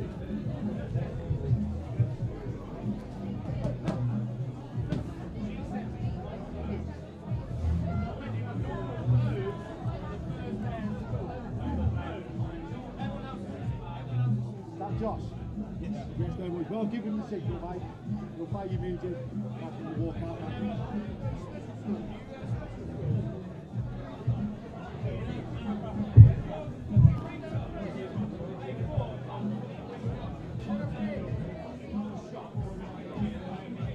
This is the last bout before the interval. And then we have 4 more bouts after that.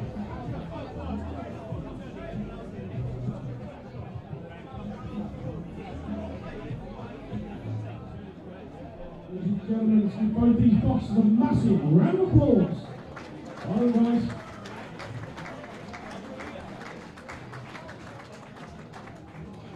Ladies and gentlemen, round number 9 goes by a unanimous decision. And the winner boxing out of the red corner, Tony Mitchell. Yes, that was it was a unanimous decision. Very good fight. Respect to Alex. Good fighter, good game fight. Landed shots, they weren't one-sided. But I think Tony's rear hand is definitely was the turning factor in that. Tony.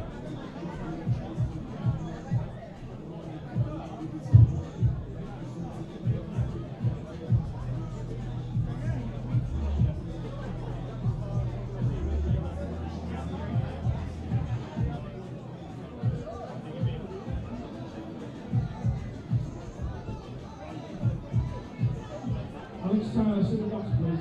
Yeah.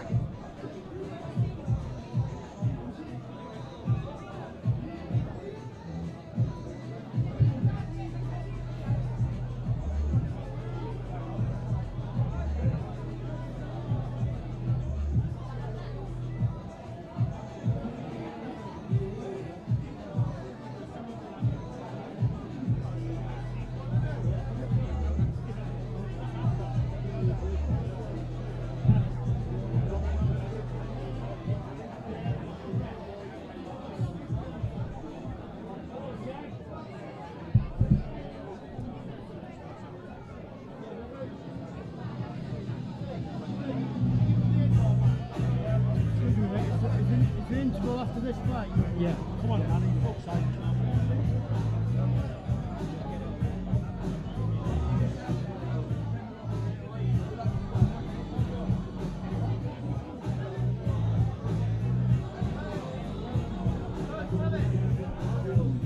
Yeah, go. Ladies and gentlemen, make his way to the ringside, give it up for Josh Bennett. Andy.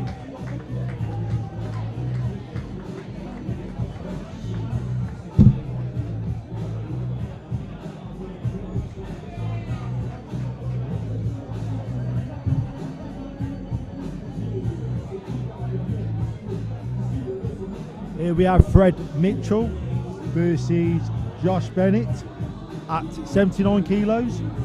Yet again, this is a bout first timers, so another interesting bout, could go either way.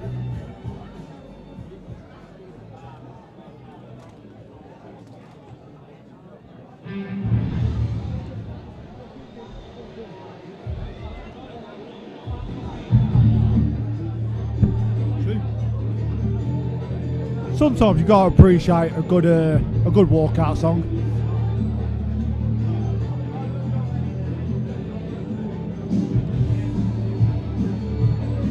Mark, how's your karaoke voice? Give it up for Fred Mitchell.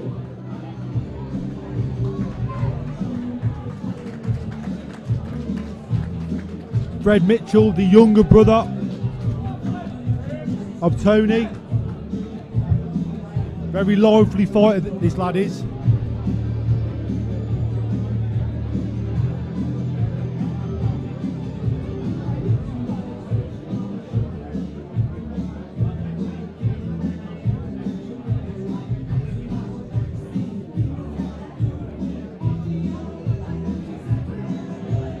We didn't start the fire.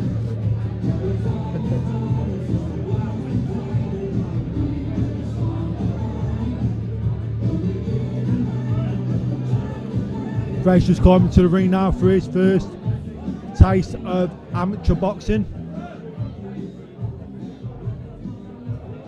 And his brother there, Tony, at ringside, he's looking on. Yeah, his brother's watching. He's giving him a thumbs up before the contest. He'll certainly be wanting to match, if not better, his brother's result tonight. Oh yeah. Would there be a little bit of brother rivalry, or is it just seeing both do well, or does one not outperform the other? You have seen a 3-ticket round contest. Boxing on the blue corner, with the black shorts and black vest and representing Drogovic, ABC. Give it up for Josh Bennett. And ladies and gentlemen, boxing on the red corner, with the black shorts and black vest and representing the Boxing Clever Academy. Give it up for Fred Mitchell. 3-ticket round, your referee, Mr. John McGovern.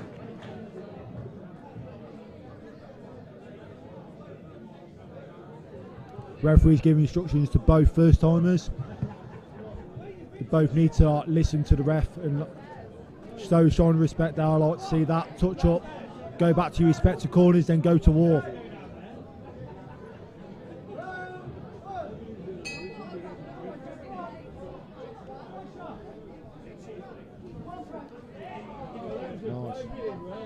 Fred stepping forward there, looking to parry those. See Josh using his jab just to creep in there. Double jab rear hand there for Josh. Nice little jab there. That's what we're saying about Fred. He's very lively. He likes to get in. Nice. Fred's certainly a bit more unorthodox in his approach, Yes, and that's but tricky. sometimes you need to be unorthodox, don't we, Mark? Yeah. We need to don't be a product of a natural fighter. Have a little bit of difference about yourself. Keep them guessing. Be like a little bit awkward. It certainly gives the opponent a lot more to think about as well. Yeah, because if you're unorthodox, you don't know where the shot's coming from. Like that little overhand right.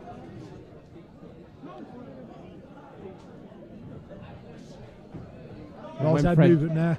And when Fred does throw that jab, the rear hand soon follows. Yes. Nice, lovely. Lovely combination that is. Lead hand up with a rear hand. Lovely combination. Again. Lee just encouraging Fred there to hold his feet, not jump into these shots. Yes. Could perhaps find himself a little bit off balance if he doesn't take that advice on board. Yeah, that's this like all about learning curve. Fred tried to push him to get like him on the ropes. Yeah, Fred needs to get his jab out, make him think. Nice. As he go to work. If you back him on the rope, go to work. Don't let him off the ropes. Nice little jab there from Fred. Come back with a 1-2.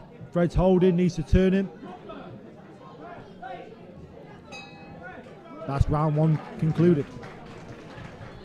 So who do you think, Mark, who do you think that round went to there and why? I think there, Fred, he did jump into a few shots at times. I think he just needs to show a little bit more composure. I think it is a tough round to score. Maybe Josh might have just edged it, but you never know how the judges at ringside will see it. Josh was cleaner work, but Fred landed some good hard shots there as well. Backed his opponent up on the ropes. I think Fred's very good getting them on the ropes, getting his opponent on the ropes. Be that more relentless and aggressive. When he's on the ropes, take half step back, get some work off there, keep on the ropes, make him defend, not back off and let the opponent off the ropes so he can get his work off.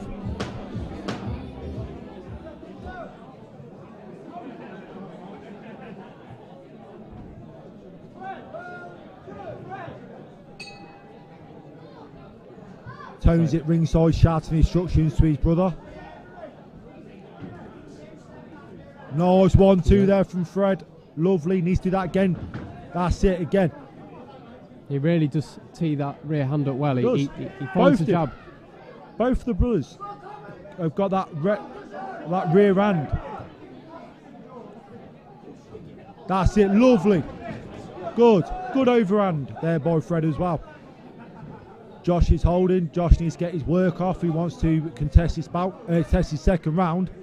He's creeping in there. Nice like that. Super work there. Yet again, that hook rear hand. Lovely little shot. It's working for him. Yo! Yet again, pull back, roll under. Would you have liked Fred to just throw another shot there as he had his opponent on the ropes? Yeah, maybe just possibly, follow it in. Yeah. That's it. You need to see out there. He should have let a rear hand go to the body then. Yeah. He should have let that. He's pushed him back. Used his shoulder to push him back. Yeah. A little nice right uppercut to the side of the ribs. A little hook to the body. Although the referee not happy with that pushing, but he is establishing himself there. He's showing a little bit of dominance. It wasn't like a push with the gloves. Yeah. You push with your shoulders, you're leaning in. Yeah. I think it's a skill in itself, really, isn't it? Yes, it is. Yeah.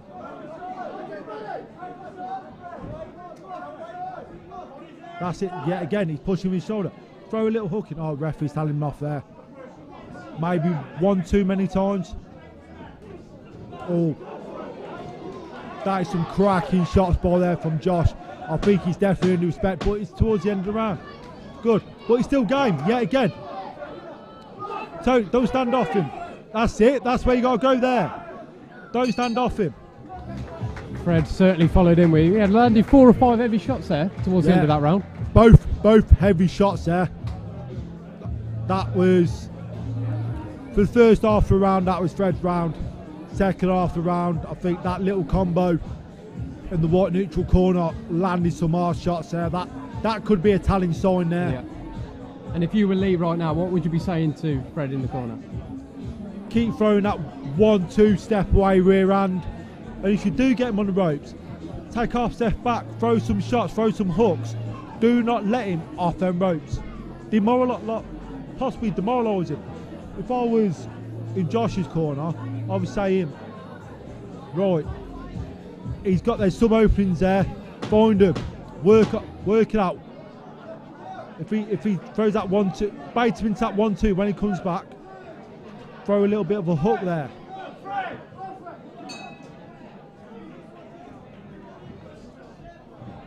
So the third and final round underway. It could be whoever wins this round takes the fight. Yes. That's what it comes down to. Like, someone can have the first round, the other fighter can have the second round, and where you got to lay it out, play all your cards. Yes. Take both fighters a game to land their shots. Fred got the better. Fred's turning out there. Referee's broke it up. I think Fred needs to throw that combo, that lead hand up with a right hand, because that was working in the first round. He's got a lovely lay back. Very lovely lay back with that rear hand coming back. Fred there just fighting on the back foot temporarily as he finds himself backed up on the ropes, keeping his opponent at bay, just pouring with that jab. Yeah, he's pouring. He needs to. But lovely. But what I like about Fred at the moment, he's very much throw shots, hit and move. Hit and move. He hits them, then he moves out of range. That's what he needs. Very good there. That little out of range, comes back with his own shot. Oh, I like that lead. He lead with the uppercut there. That's a very nice little setup.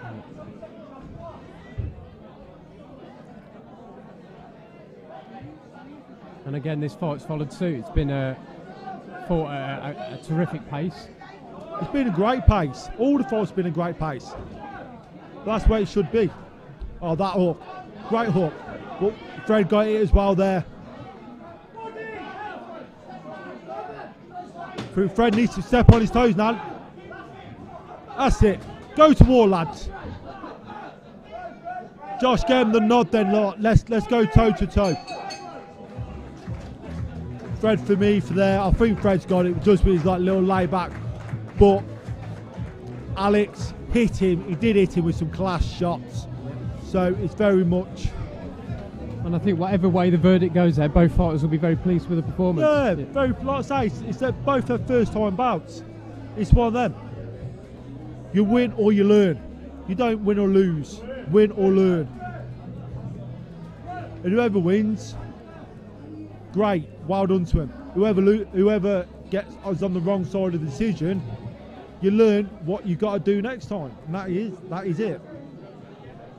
So we'll hand over to the MC now and await the scorecards.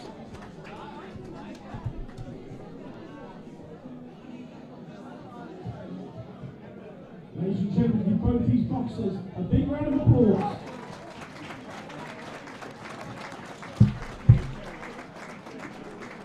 Ladies and gentlemen, round number 10 goes by unanimous decision. And the winner boxing on the red corner. Tell you what, double up for the Mitchell brothers tonight. Both boxed brilliantly. No disrespect to the opponents. They both boxed brilliantly as well. That's 2 wins for the Mitchell brothers. You're definitely going to be seeing them in future fights, home and away. Is that all right? Anything I need to work on? No, it's great. It's really good, mate.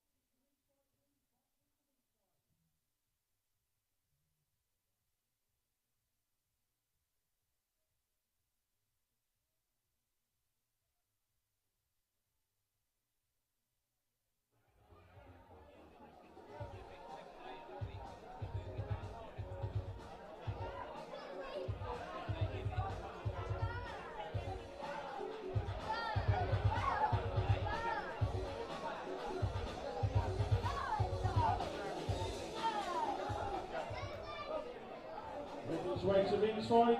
Give it up for Richard de Oliveira.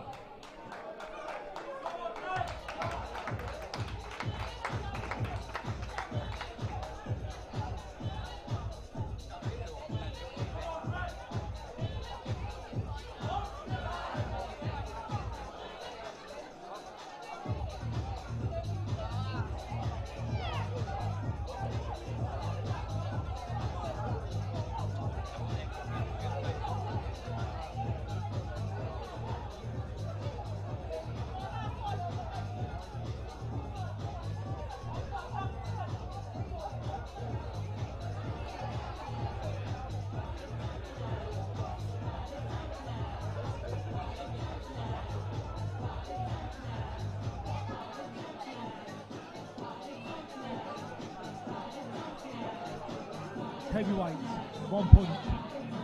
They've got a puncher's chance, so. But both look like they've got skills. I know Aston's got skill because I've sparred Aston in the club. Richard looks game, big lad, bounce around his toes, looks relaxed. Aston Dorset's going to come out in a minute.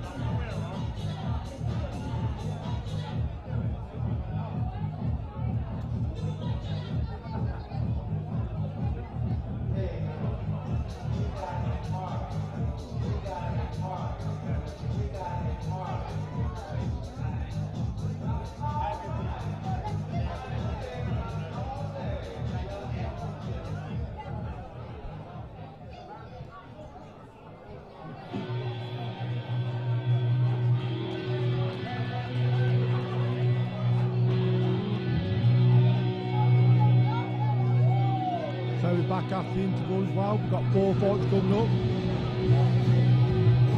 We've got from Boxing Clever Academy, Aston, Peter, Dan and Minaz. All very skilled fighters. So you can see some fast technical action here now. We're certainly coming towards the business end of the card now. That's the way boxing usually works. Usually have like the high level fighters on towards the end of the cards, like the world title fights, are mostly on towards the end of the cards. So I think this is where like what you call the money maker is now. And here's Aston Dowsett now, aka the big dog as we call him in the gym, or some of us call him in the gym. I call him in the gym, so I hope that name sticks. Looking cool and relaxed, getting his hands checked by the referee.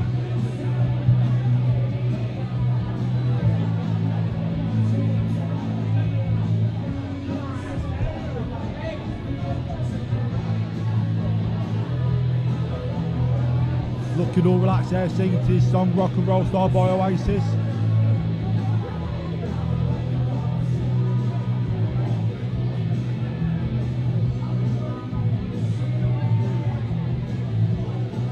One thing I will say about Aston, like sparring him, he's got a lovely, lovely jab. A nice little jab, and I hope he uses it to his best of ability tonight.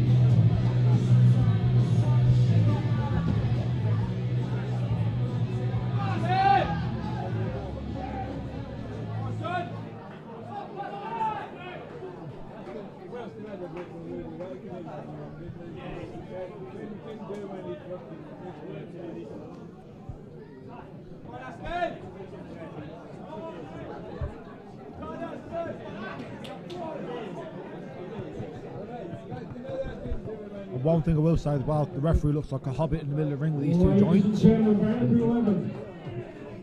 single 52-minute rounds contest. Starting with a black shorts and black vest. Representing Bout Boxing Club, giving up for Richard de Oliveira. ladies and gentlemen, boxing on the red corner. In the black shorts and black vest, and represents the Boxing Clever Academy. Give it up for Aston Dawson! Big cheer for Aston there. Fan favourite. Brings a lot of following as well. Yeah, he's certainly a household name at these shows. Yes, he brings a big following. And that's what he enjoys. He enjoys the crowd, he enjoys the following. And nice. Right, it's time to see some heavyweight action now. The only heavyweight bout on the card. This could be fireworks. Could be some big blows landed now. Yeah, 3 rounds, 2 minutes each round. Oh, trading 1-2s there.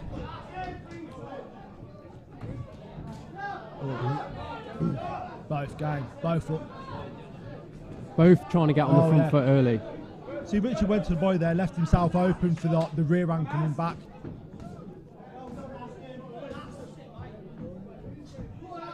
That's the manager. Lovely crisp jab there, missing by whiskers. Oh, well, that's what I mean.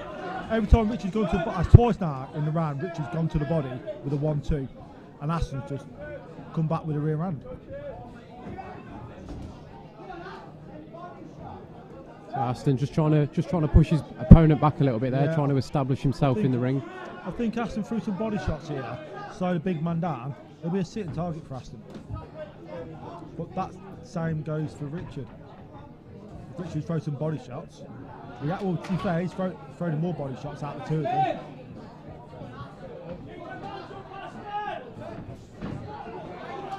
Lovely lead hand up there from Aston on the exit.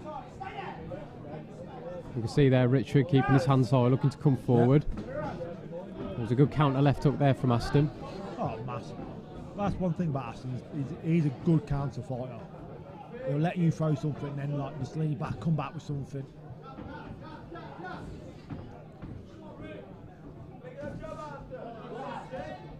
Well, see that. Oh, that's the uppercut. Aston's got to keep his hands up there. He got a little bit. I think he got hit with a shot after Aston landed that uppercut on Richard. There was a couple of very nice shots. Oh, that is. Oh, he's wobbling here. He's wobbling. Yeah. This could be. Aston could finish this here. Oh. That's Aston's round there. It was very even till Aston landed that uppercut. That was a solid shot. Then he's just cracked on from there. He's just turned it up that little 5 to 10 degrees in the oven and put the pressure on him. Then caught him with some solid rear hands, which wobbled his leg. But this is heavyweight boxing. That one shot can turn a whole fight round. And I think Richard will be glad to hear the final bell at the end of that round. Aston was really turning it up. I think if this was a 3-minute round, I think Aston finished him. I think he would have finished him. He could have got him out of there. Yeah. Because it was getting to the point where he looked hurt, Aston was going to tee up. But the roles could reverse in this round. Richard could catch him with something and wobble Aston. You never know. Heavyweight boxing. Yeah. You've always got to be on your guard, really. Yeah. It's like when Ruiz Jr. fought Joshua. Joshua knocked him down 2 or 3 times, and Ruiz Jr. hit him with some cracking shots, ended the fight and become a three promotion world champion. And that's certainly a prime example of it. Yeah, there you go. Anyway, back to this contest. You can see that Richard's coming out. Body shots there. Yeah. And Richard's coming out looking to be the aggressor in this second round. Well, yeah, he lost the first round, but there's Aston there. Kept his feet in range, slipped back, boom. Nice little jab as well. That jab, great weapon for Aston.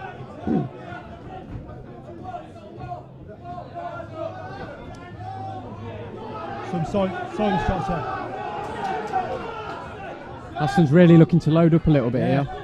Does need to load up because I think he can finish him. He's crowding his work a little bit though.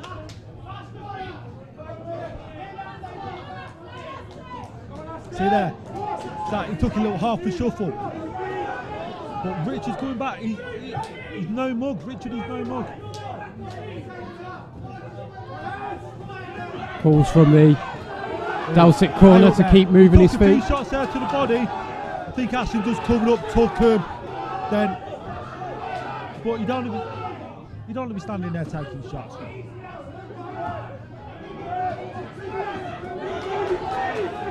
Aston does need to move his feet though. Don't want to stand there sitting duck. I know he's landing back. He's landing back on him, but still, you don't want to be taking a shot there. Get your hands up, Aston. Come on. I think Richard's certainly fought his way back into this contest. He may well have levelled things up after this second round. Yeah, I think he has levelled things up. But Aston's hands dropping down. Bit wild there. Wow. They were hard shots. Yeah. Wouldn't want to be on the end of them.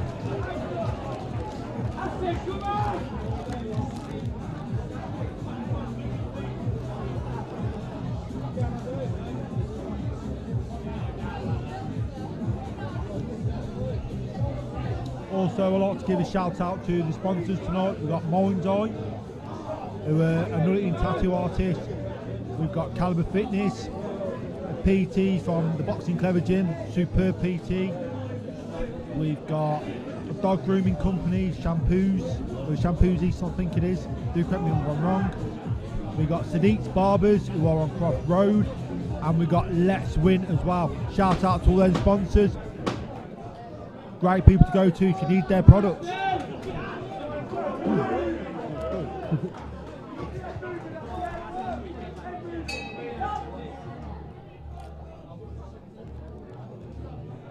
Okay, then it looks as though there might be some standing water in the blue corner. The referee's ordering for that to be wiped away.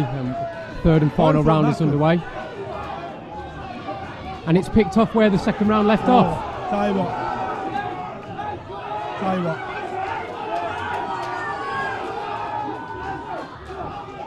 Neither fighter wants to see the final bell here. Both of them looking for the stoppage. They want that knockout. They want that exclamation mark. They're the body shots. And of course, with this fight being broadcast live on YouTube, it's one for the highlight reel as well if they do find a stoppage. Massive. Like, they can look back on the last three, after look on the last three shows. They can put their own highlight. Oh, see that. Again, 2, 3. These are hard shots. Aston. Superb boxing there. Weathered the storm and come back with that thunder and lightning. I'll be surprised if the referee allows them to continue here, and he's waved it off. Aston finds that stoppage. What a performance. I think this is Aston's toughest fight he's won. That is absolutely phenomenal there. He took some big shots. Looked a bit tired in the third round, but he come back with the bang. And that's what heavyweight boxing ran. Richard, fair play to him, took it to him. Tell you what. It didn't look at any point during that contest as though we were going to see the final bell. It always looked as though one of the fighters was going to find a stoppage. This fight, from halfway through the first round, we're never going to see the last bell. Never.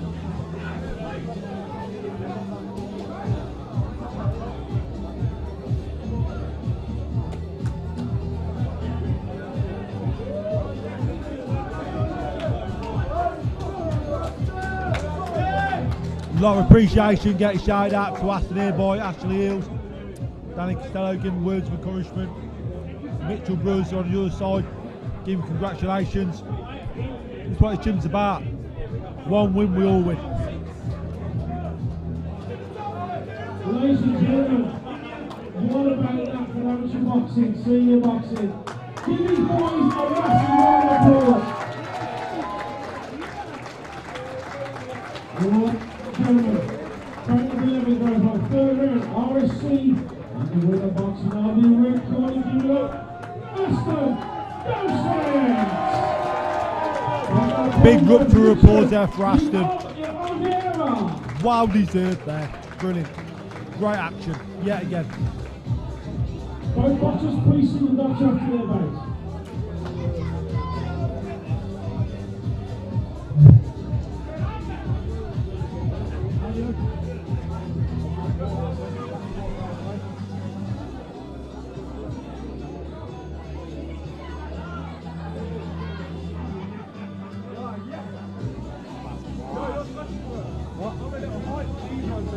Let me get my drink. Wait, who's next? You've got the next drink. Nah. Me and you can do good together. Right. You want next? Pete? So I'll do Pete. Or do you want to do after? Who do you want?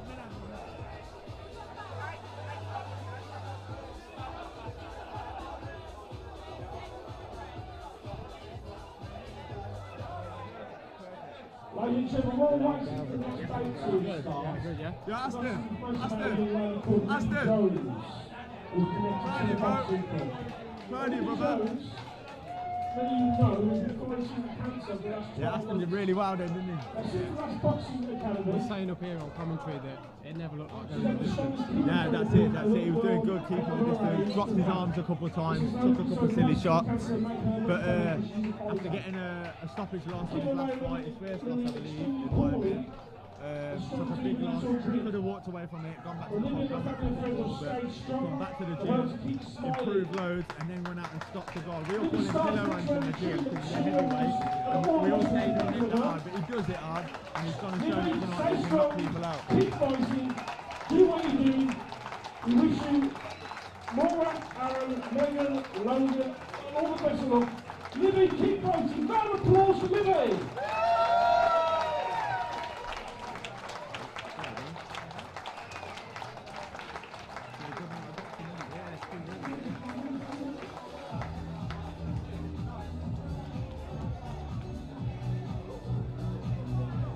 So Pete's on next.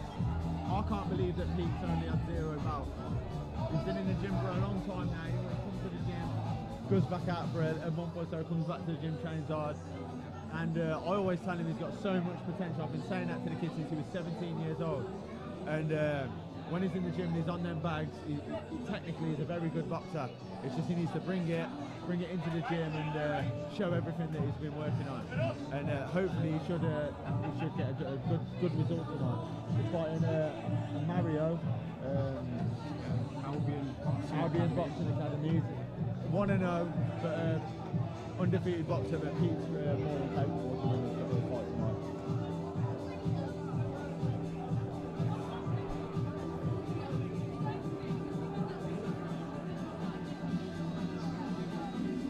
Making his way to the ringside, good luck for Peter Scarrick. Oh, I'm excited for this fight, man.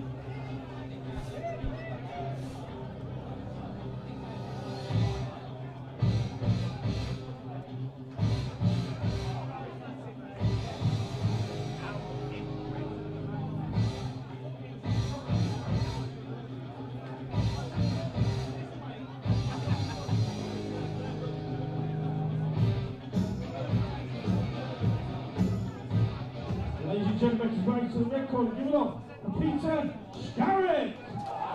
Let's go, Pete. He's fighting a really tall guy as well, so he's got some challenges tonight. Undefeated boxer in Mario, and got some really good attributes in his reach and his height.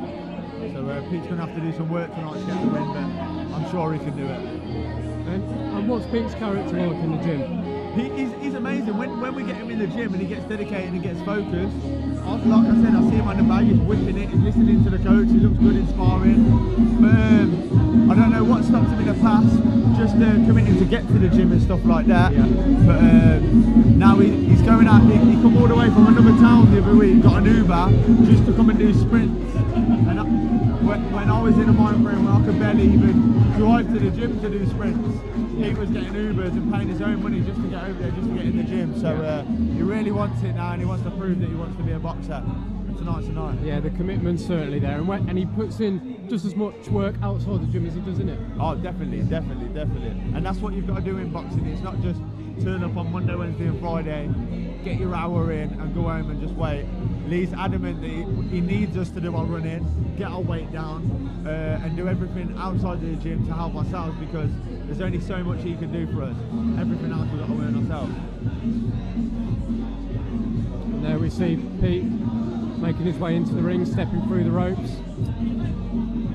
Lee Spare there, standing on the ring apron.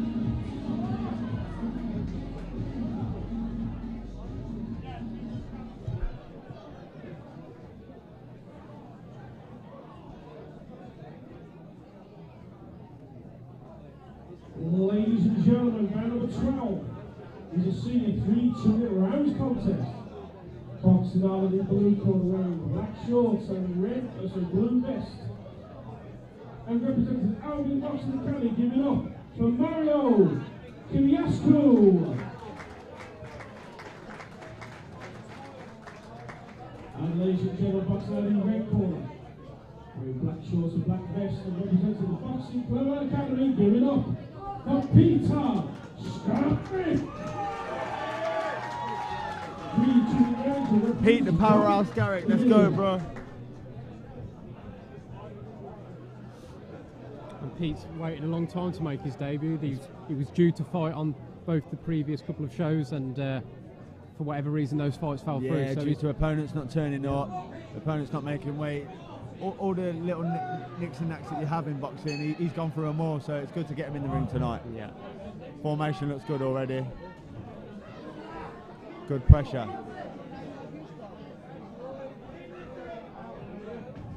And as you say, Mario, a very tall opponent. Yeah, very tall. Oh, beautiful shot from Pete. Jumped in a little bit after, but he's looking good. He's got a long reach as well. Mario, I'm sure we'll see that. Yeah. Come into effect Pete needs to tonight. get past it. Make all of his advantage a disadvantage. Get on the inside so he can't work that much. What he's doing is beautiful. Beautiful work from Pete. He's throwing feints. Jumping in a little bit too much. Needs to work on the jab a little bit, move the head a bit more. But so far so good. Pete just taking one or two shots that he'd rather Couple of avoid. shots. Yeah. As you can hear his coach saying, "Move your head." He's been a little bit static when he's jumping in, getting himself caught with a few silly shots. But if he moves that head like that, beautiful shots. Calculated pressure. He could stop this guy if he's working like this. Doing really good. You can hear Lee saying he's a little bit too static. Yeah. He needs to just move the head off centre as he throws. Come out, come back in. Just keep that centre the whole time. It's a good left hook to the body there from Mario. Yeah, good left to the body. Throw some good shots, caught Pete with a couple of nice shots. Good head movement from him, but keeps his hands low, so as long as Pete works decent, he can stop him. Or at least get a dominant win.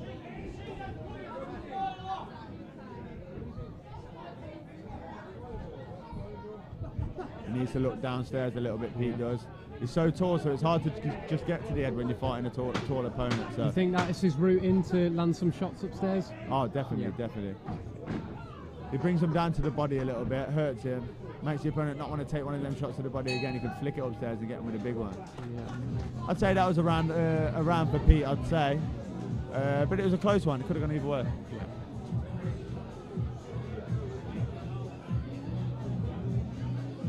And again, as we've seen earlier in the night, another one standing up in the corner from Mario. He looks fit. He looks like he's already ready to go. Look. Yeah. Pete don't look overly tired though. He looks good. Not taking too many deep breaths. Looks composed, calm. He's listening to the words of his coach.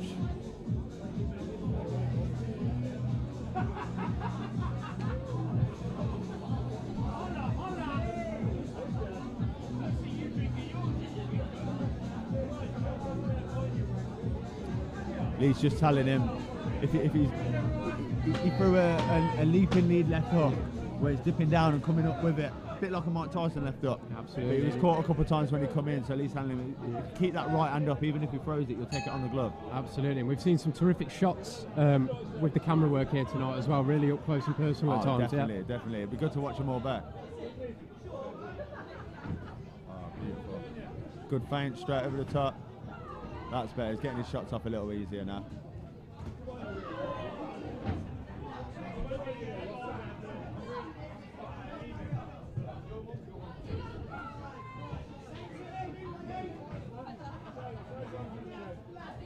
He's relaxed, he's calm. It's a better round for Pete already. He's starting to understand that his opponent's throwing mainly single shots. So when he's throwing him, all he's doing is countering. This is good from Pete. Absolutely. Throwing himself in a little bit when he's throwing the combinations, but again, it's his first fight. He's going to make a couple mistakes. Yeah. And as we say, there's only so much you can do in the gym. Yeah, of course. Sometimes you have to put that into practice. You got to in the put it ring. into practice. Yeah, definitely. one of my major things is I'll be at home, I'll be standing in the mirror shadow boxing, I'll be walking to the shop shadow boxing, I'll be practicing moves, I'll be watching old boxing fights or boxing fights on the telly, practicing new shots that I watch them do. And it's all your homework that you have to put in outside of the gym to become a great boxer. There's a load of good boxers in the gym that'll only get so far because they can only put the work in when they're there. Absolutely, you can spend months practicing your skills in the gym, but perhaps you learn more in the few minutes that you get in a competitive fight. Oh, most definitely. Definitely. A couple of minutes in a fight, especially one where they're winning, you learn so much. So much. You have to adjust. You just hurt him there, the lead left up. And that was a fantastic left hand there from Pete. He certainly troubled his opponent. Another round for Pete, he's pushing him now.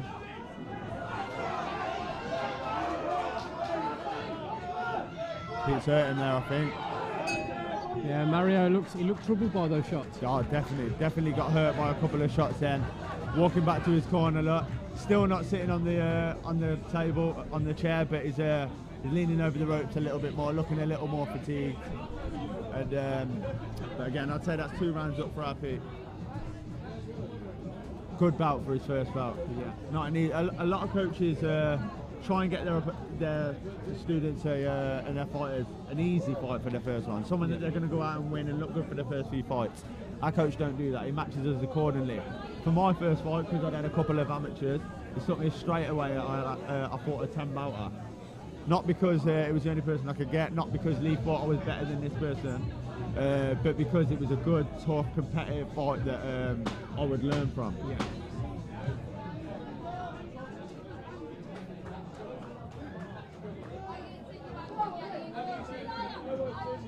Here we are then, third and final round. Touch of gloves there, show of respect between the fighters. I think Mario's shaking his left hand a little bit. I'm not sure if he's hurt his hand, he's saying. He's still throwing with it, so I'm sure that's not the case. He's jumping in a little bit too much now. A little bit eager to get the stoppage. You can see that his opponent's a little fatigued. Maybe hurt still, dazed a little bit from the shot. There's a big right hand there from Pete. Right hand. Keeping his other hand down though when he's throwing, so he's getting caught with a little bit. Trying to counter now. There we are. It'd be just nice to see Pete keep his gloves up a little bit higher, just to avoid those little... Them shots when he comes in. If you're going to throw a right hand, keep your left up. Yeah.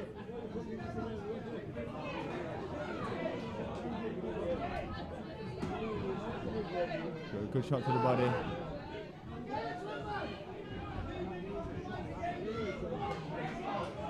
Another good flurry from Pete now. You can see both fighters are getting a little more fatigued. Pete might have hurt him, he's got him on the ropes.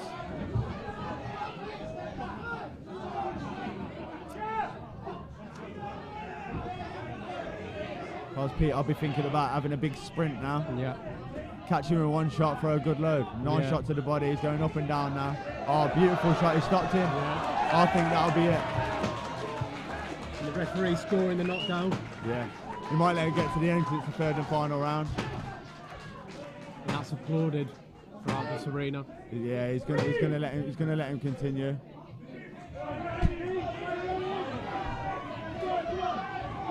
Come on, Pete. If Pete's getting another standing count, they'll probably stop this. Pete needs to push forward now.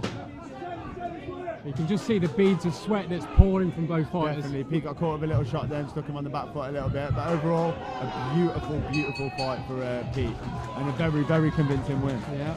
And as we said earlier, we're at the business end of the show now. Absolutely over the moon for him, I am. I can't even tell you how happy I am for this kid. He's been in the gym for nearly 4 years now and he's just managed to get his debut.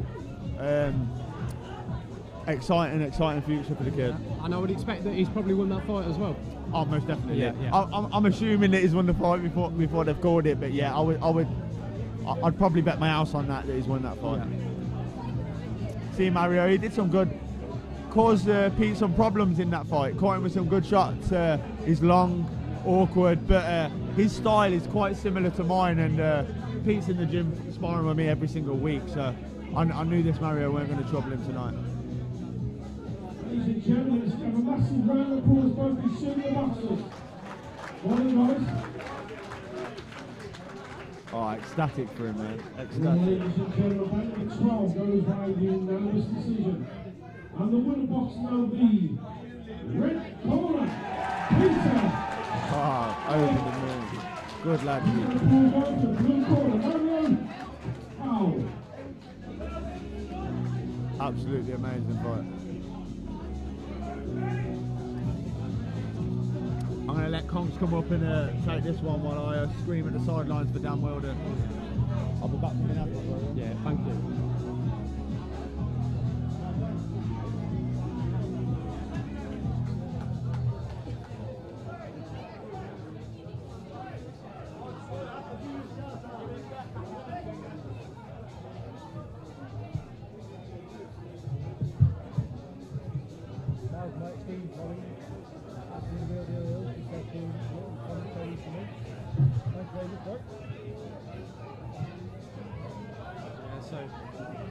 The next bout will be our penultimate bout of the evening.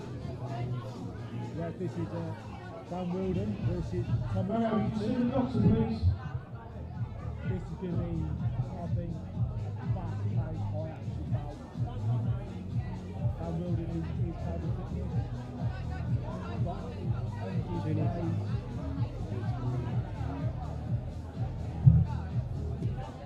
Yeah, really good. Trevor Ricky's way to the ringside. Give it up for Thomas Wetton.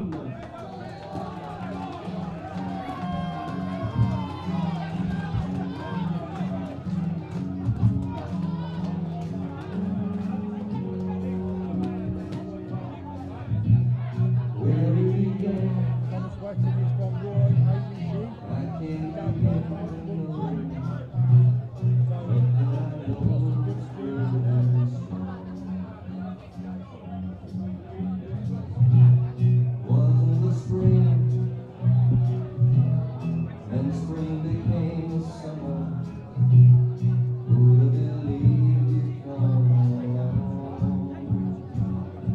Sing some, guys.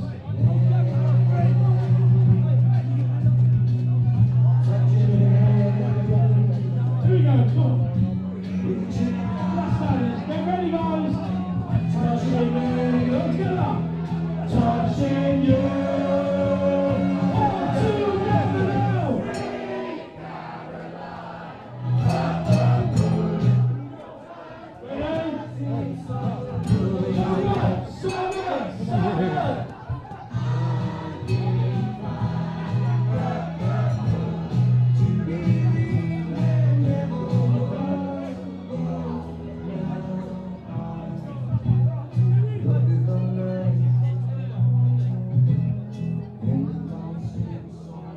Ladies and gentlemen, Ricky's way to the ringside, give it up for Dan Weldon.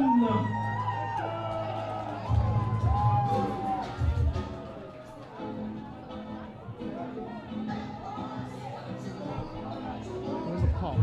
What? Doing the programme Cox.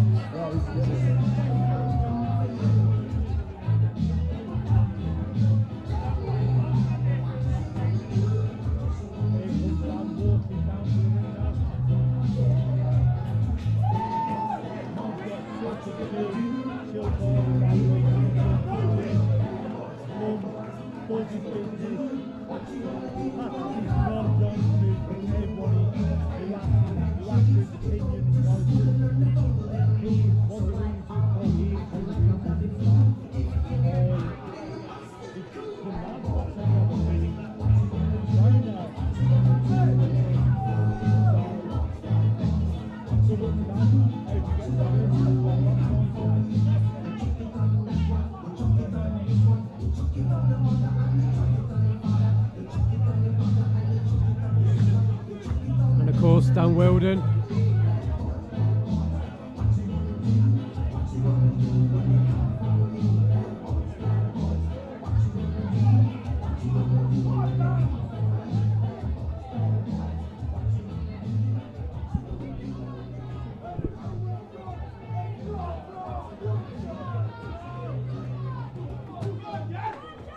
And of course, Dan Weldon is the gym's very own strength and conditioning coach, so he plays a big part in other people's journeys and amateur careers as well. Played a lot in my journey since I've been boxing. Never amateur boxing, where he's training. Fantastic, you can play boxers. stand down the road for fitness. Ladies and gentlemen, Not a knowledge. you see the 3-2 rounds contest. Loads of talent in abundance. Blue shorts and blue vest. Very much a student of the game. He's very technical. For Thomas, He thinks. right hand.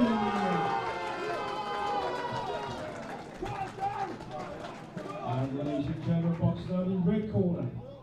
Wearing black shorts and black vest and representing the Boxing Clever Academy. Raise your roof for Dan. Well done! 3-2 rounds against Mr. John McGonigal. You can see here the referee just issuing his final instructions. Yeah, it's just the instructions are is like keep it tidy. If I say break, like be careful with your head. Yeah. Just that general type of thing. And Danny has a striking resemblance to UFC fighter Cody Garbrandt as well. He told me he couldn't go anywhere at one point He has got a without, striking. without I that have being never pointed seen out. that. See that lovely forward then. Fast pace start. He uses his feet very, very well. Oh yeah, massively. Sparred him, runs rings round me, can't touch him. So light on his feet, isn't he? Yeah.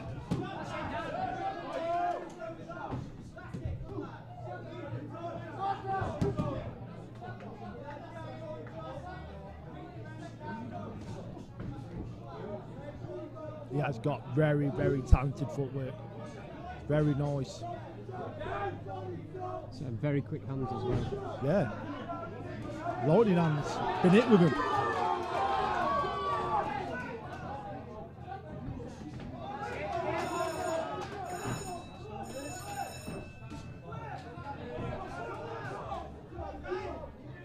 Dan's very good off his back foot. See? Both fighters looking to establish their way into this fight at the moment. You see, like, what Thomas is like got going to the body, and Dan's just picking like off the back foot. Yeah. Got trying to throw that hook. He looks comfortable whether he's on the back foot or the front foot. I think I've seen Dan spar, seen Dan fight. He always looks comfortable in what position he's in. He doesn't panic. It's that lovely leg movement. Flash that was. Referee just telling Dan not to hold the back of the head there and pull A his little bit of opponent down. showboat in there.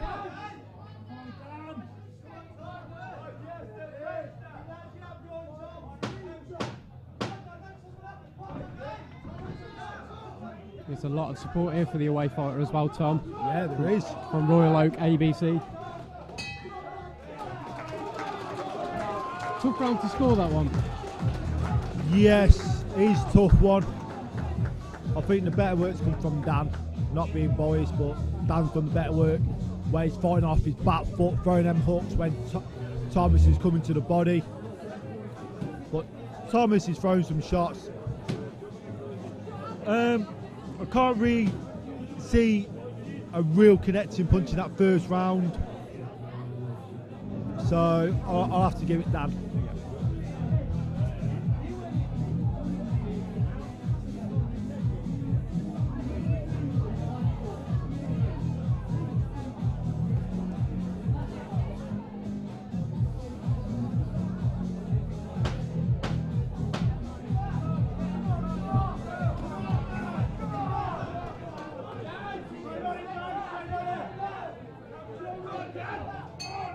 Right, round two.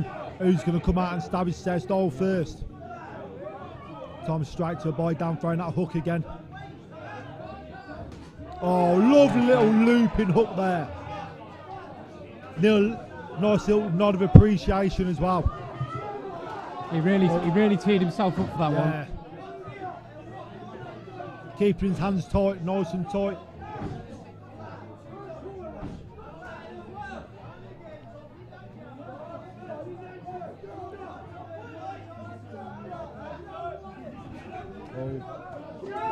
Both trying to go for the same punch there. That's where like the clash of heads could happen. Both going for the same punch. Nice.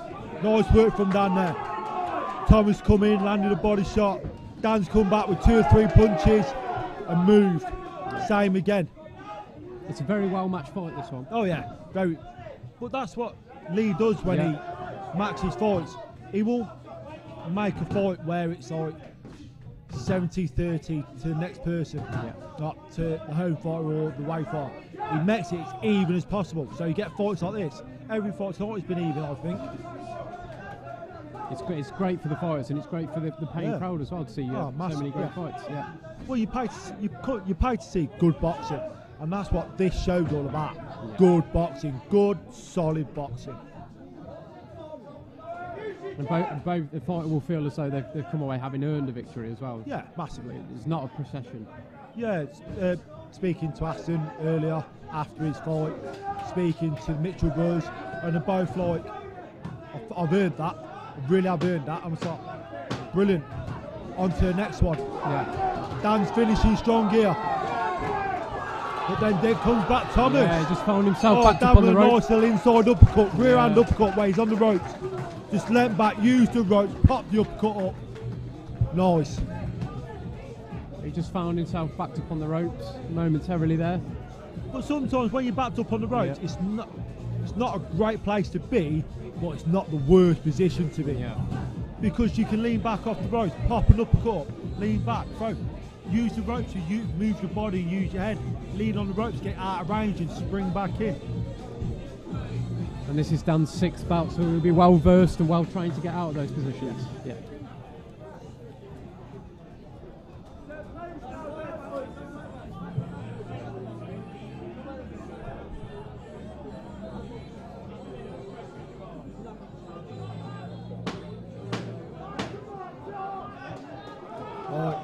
Third and final round for this bout. Referee's going to bring him in the centre. There we go. Thomas to the body, down with the 1-2. Thomas to the body again, down with the hook. See, oh look, busy hands Dan's got. Both got busy hands. See, Dan's trying to bait him into something there. Dan's trying to bait him in. Use that feint. Low guard, get him in something so he can throw his counter. See, Dan's nice movement. See, yeah, it's that jab there. Nice little bit of movement. Try and feint Thomas to come in. Just jabbed him there.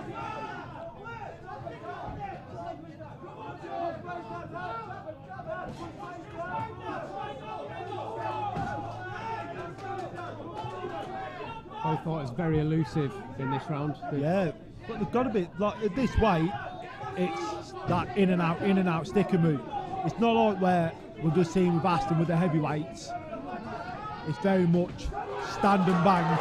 Down to a couple of shots there, but look at him. He's took him like a champ. He wants him to come in. Nice. Dan momentarily went southpaw there as well. Dad's in the crowd watching as well, cheering him on. It's a great skill to have as well, to be able to be a switch hitter at times. Oh yeah.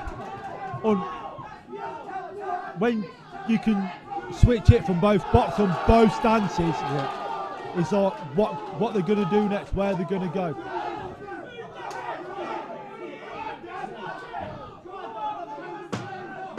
I think Dan should pop that little uppercut again. See, Dan wants to come in. Yeah. Dan wants to trade. Dan wants that big finish. He wants. Nice respect there.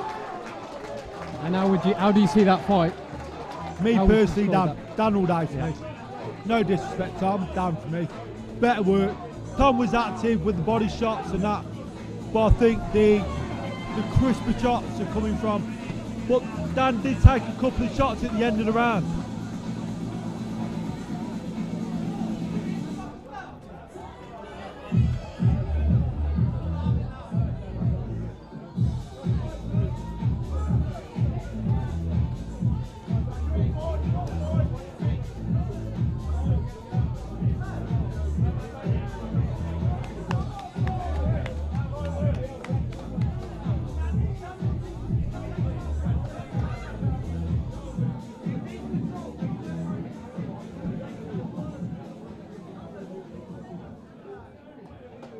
Oh, I absolutely love that bounce.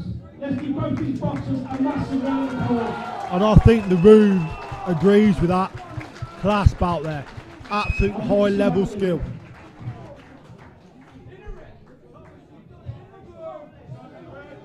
Ladies and gentlemen, round number 13 goes by a split decision.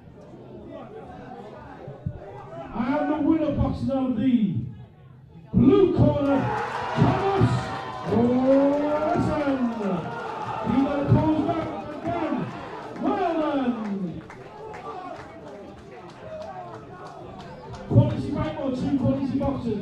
Look around and applause to these boxers, guys.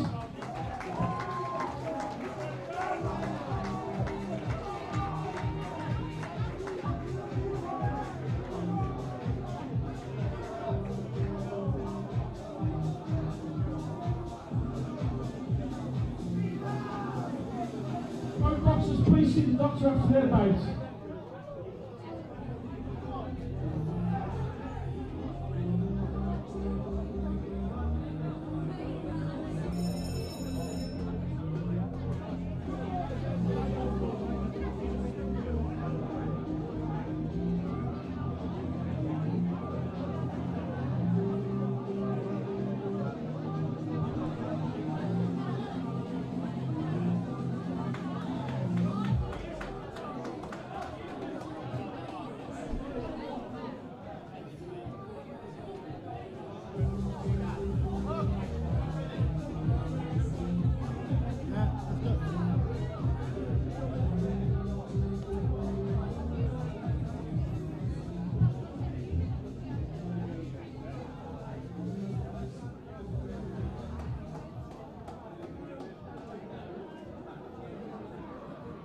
Ladies and gentlemen, making his way to the ringside, give it up for Jermaine Ali.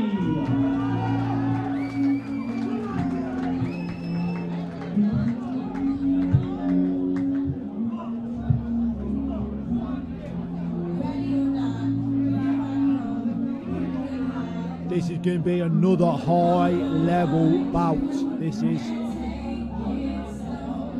Minaz. He's got skills to pay the bills, I'll tell you that now. Very elusive, hits you. Mate, the kid is mustard. But Ali, 28 bouts, 13 wins to Minaz's 19 bouts with 11 wins. Mate, some wins in that column, some knowledge. Been boxed in that ring.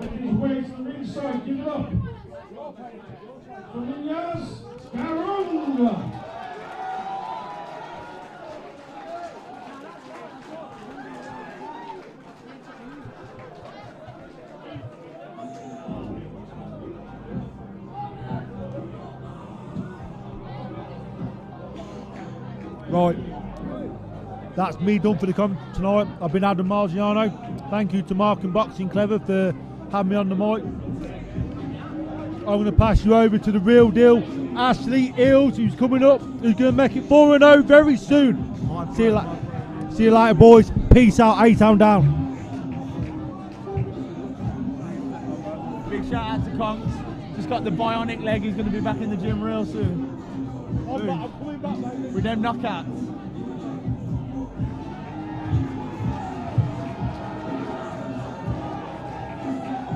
Time for the main event. Minaz, the Madman Guru, absolutely going to show levels tonight. He's got a good kid. He's got a lad that's had nearly 30 bouts, tall, rangy.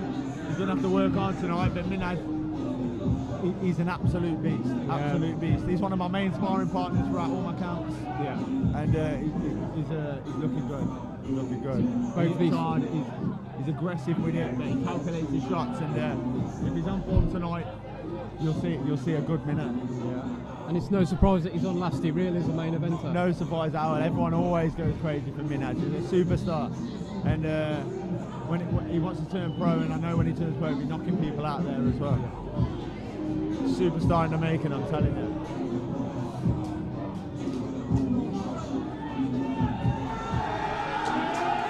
Hear the people screaming for him.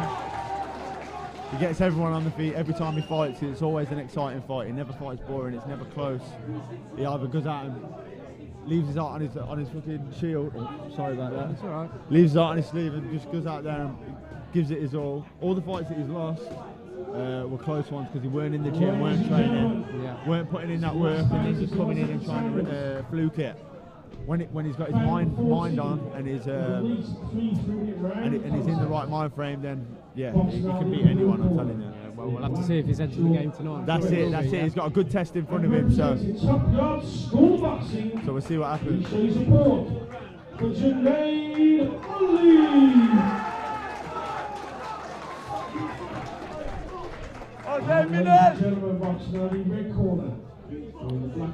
See everyone screaming for Minaz tonight. The Boxing Clever Academy. Junaid's Ali's brought over a load of people himself. So yeah, everyone's screaming. Everyone going absolutely crazy right now for Minaz.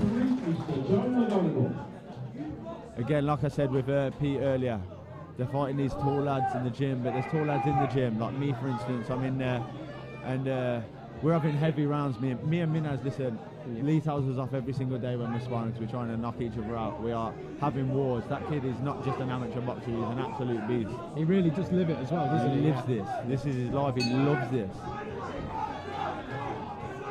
It's important to note as well that he's been out of action for 3 months now. Yeah, for a good while. Yeah. Just got back in the gym. Took this fight on relatively short notice. Yeah, just 3 weeks. He's sustained a broken knuckle, so yeah, that's it. Yeah, he's had to overcome that setback as well.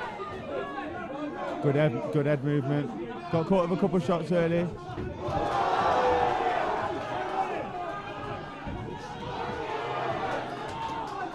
Jumping in a little bit, but Minaz can see that button already. I know it. Yeah, if he hits him, it could be all over so quick. Yeah, Minaz is the shorter fighter, but already he's finding his way in. Yeah, already. He's explosive with it. It's what he does with me. He jumps in, you don't even see the shot come in before you know he knows he's bleeding.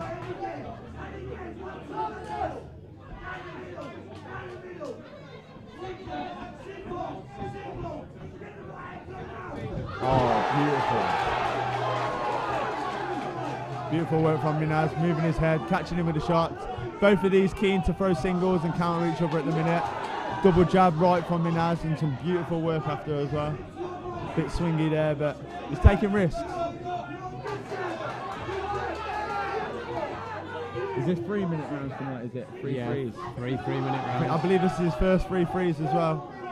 And to take it on short notice and jump in and do 3 rounds, take my hat off to him. Yeah, Minaz, he's got great footwork, he cuts off the ring well. Yeah, definitely.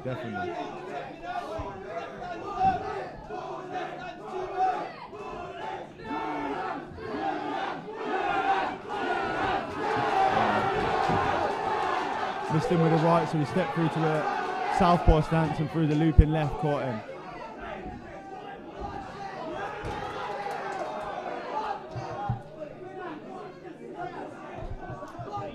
When he gets tied up in that corner, he needs to turn him and create that space, because when you're on the inside with a big boxer like that, he's just going to tie him up, and Minaz, unless he wants to fight on the inside, it's not really his style. That's a big overhand right there. That's how it's done.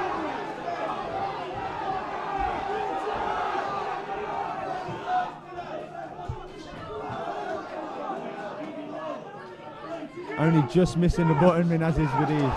He found his way through with the uppercut as well there. Yeah, that's it. Good shots. He's finding his range.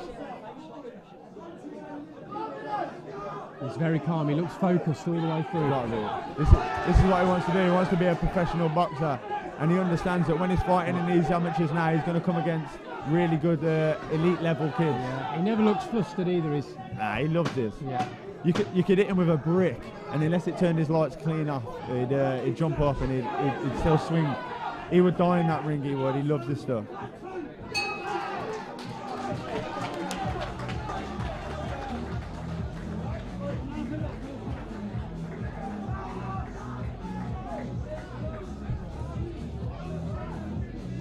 It was literally only 1 week ago when me and Minaz had a talk, and he was saying about his fitness at the minute, because he knew that he was the home show was coming up, but he'd not been in the gym. He had an injury on his hand, so by the time he come back in the gym and he could work, he had to make the decision whether he wanted to step into a big fight like this, Yeah. a three rounder, or just wait until he's a little bit fitter and then have another one. But like you said, he lives this stuff, and he'd rather fight now and then again when he's fitter. But I'd say that's 1 round for Minaz so far. Absolutely, I'd have to agree with that as well. Round 2, let's go. Here we are then, referee calling both fighters forward. The second round is underway. Both boxers looking quite relaxed.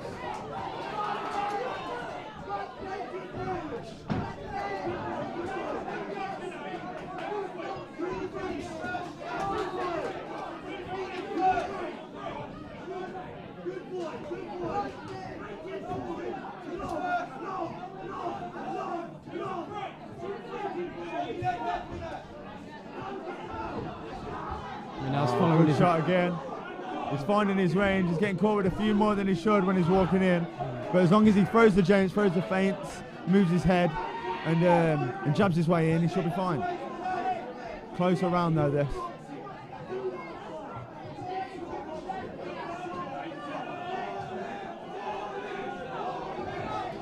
That's better. That's better.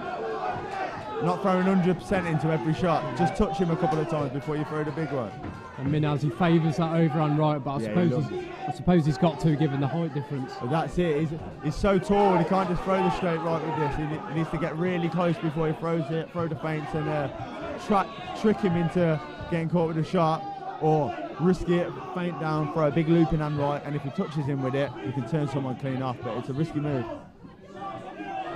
Oh, there we are. Beautiful 1-2 again. Oh, beautiful. Yeah, a little bit of showboating there from Bit Minaz. of showboating from Minaz. I'm sure our coach won't be liking that, but that's who he is.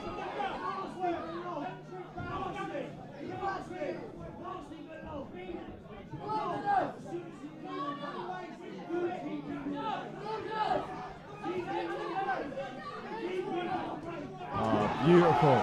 Beautiful work from Minaz. He's finding his range a lot more now. Smiling, he's enjoying himself in there. Turning into a right barn buster, isn't it? Barn burner.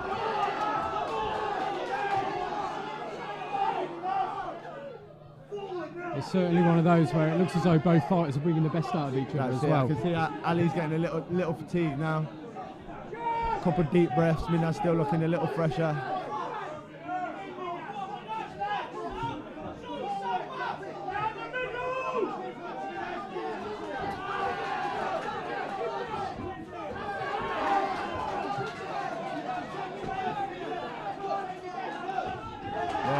Nice left hook. That's what he's looking for. And again, Minaz has got the crowd on their feet here. They're loving what they're seeing. Blowing the roof off this, man.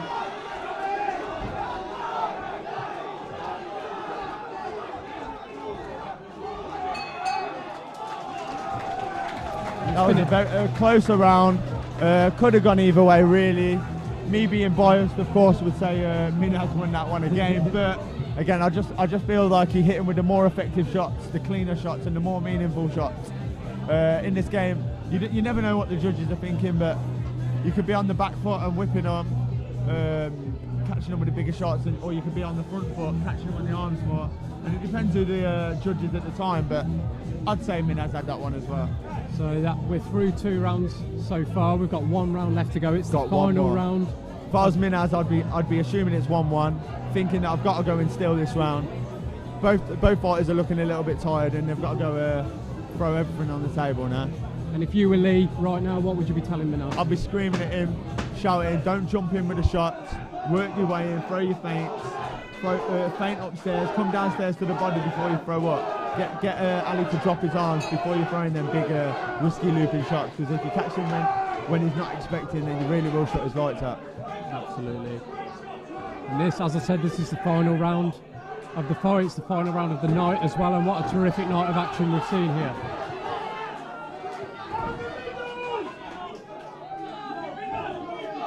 Minaz just reaching there with the left hand.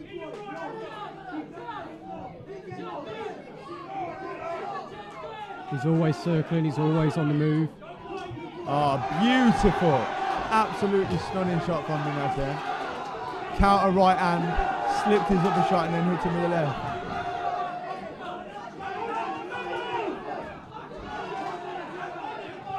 Minaz again looking to land the left hook, but parried that time.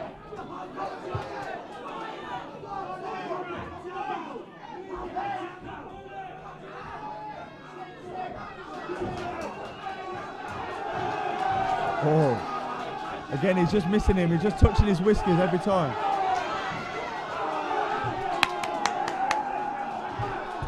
Minaz catching him with a couple of shots on the inside there.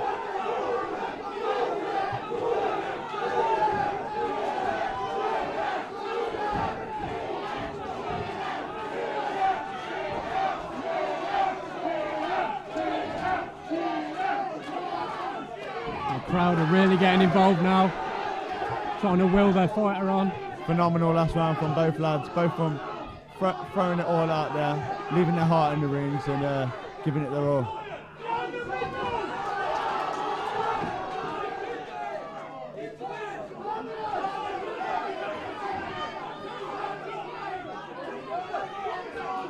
I'd like to see a little bit more pressure now from Minaz in the last 30 seconds or so.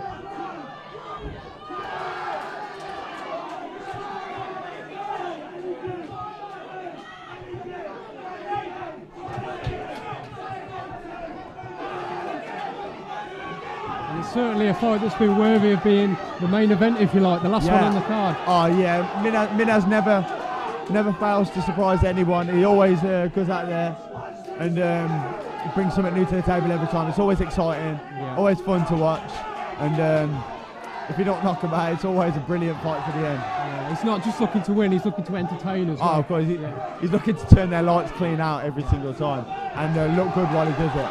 Hurt him there, hurt him with a shot there. Minaz just trying to tee off that right hand there. Yeah. Opponent Whilst Minaz, I'll throw it all but the kitchen sink now. Needs to leave it all out there. Last 10 seconds, Minaz. Good lad, good lad. That's what he needs to do, he's hurting. Final 10 seconds and both fighters really going for it here.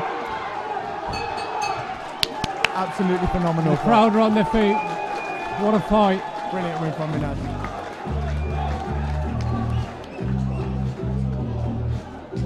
So yeah, another amazing night of boxing from Boxing Clever Academy. Always a brilliant show every single time.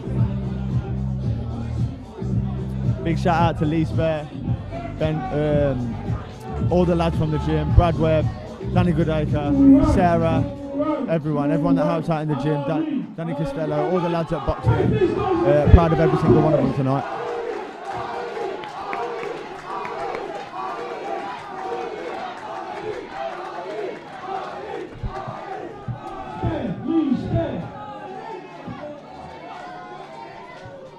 The whole room is on their feet at the moment. The crowd seems quite divided between Minaz and Ali today. Both brought a good sized crowd with them, and I'm sure whoever wins, the other people ain't going to be happy about this one. But I'm quite convinced that Minaz got that win. What a way to end the night.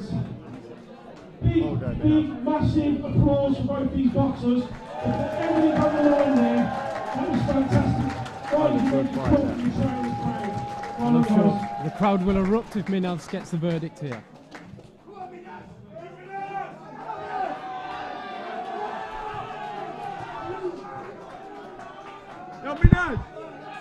Ladies and gentlemen, bout 14 goes by a unanimous decision. All day, Minaz. And the winner boxing out of the red corner. No way. That was a close fight. It could have gone either way, but I'm shocked at that result. Quite shocked at the result. Again, it was a close fight, so it could have gone either way. Like I say, it's always what the judges are looking for, but for me, Minaz hitting with the more effective shots, the bigger shots, the more meaningful shots, and it means nothing to Minaz here in the gym. It's just another bout under his on his record. But I'm sure he'll be slightly disheartened at that, but he'll be back in the gym on Monday, no doubt. And, It's a great fight and a great performance. congratulations to Ali, quality fight, and he did what he had to do to get the win tonight. Thank you. Yeah, it's good seeing you always, bro. Another good night of boxing, and I'll see you again soon, yeah? See you soon, man.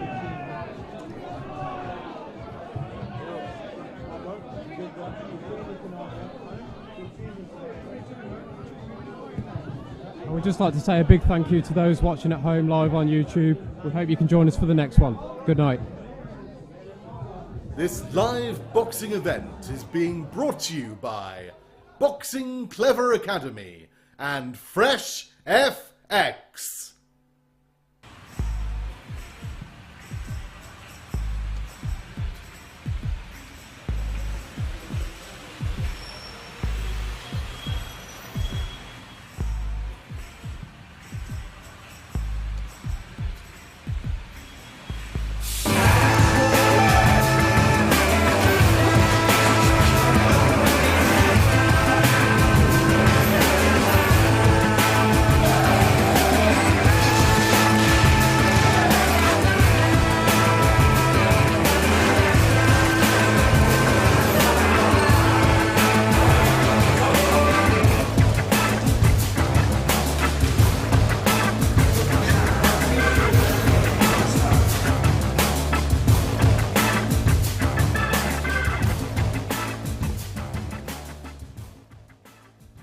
Fresh FX, the production company with a passion for live events.